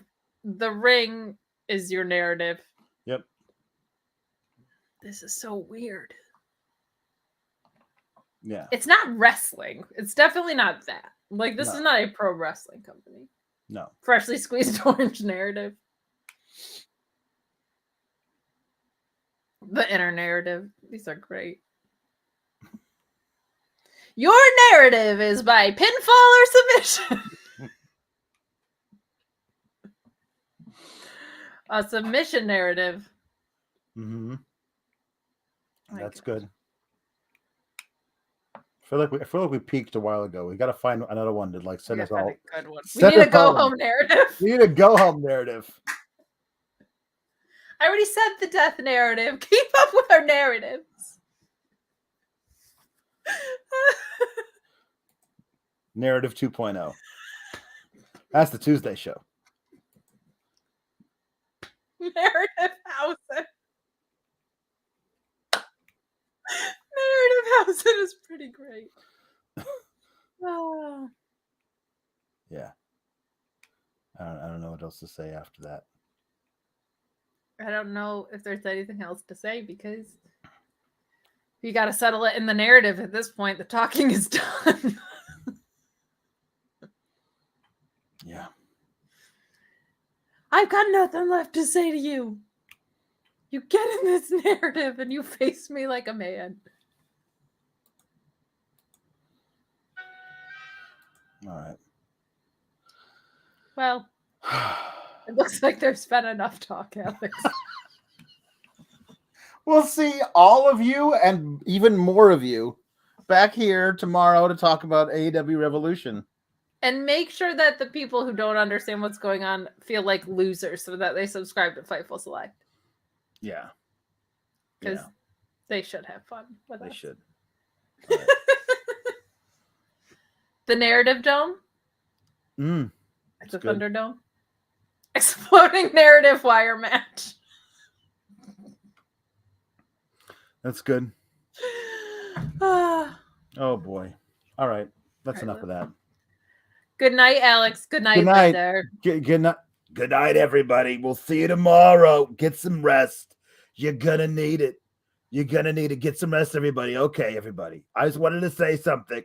They told me I have to say this at the end of every one of these shows, okay? I have to say this. It's contractually obligated. I have to say it. Everything sucks.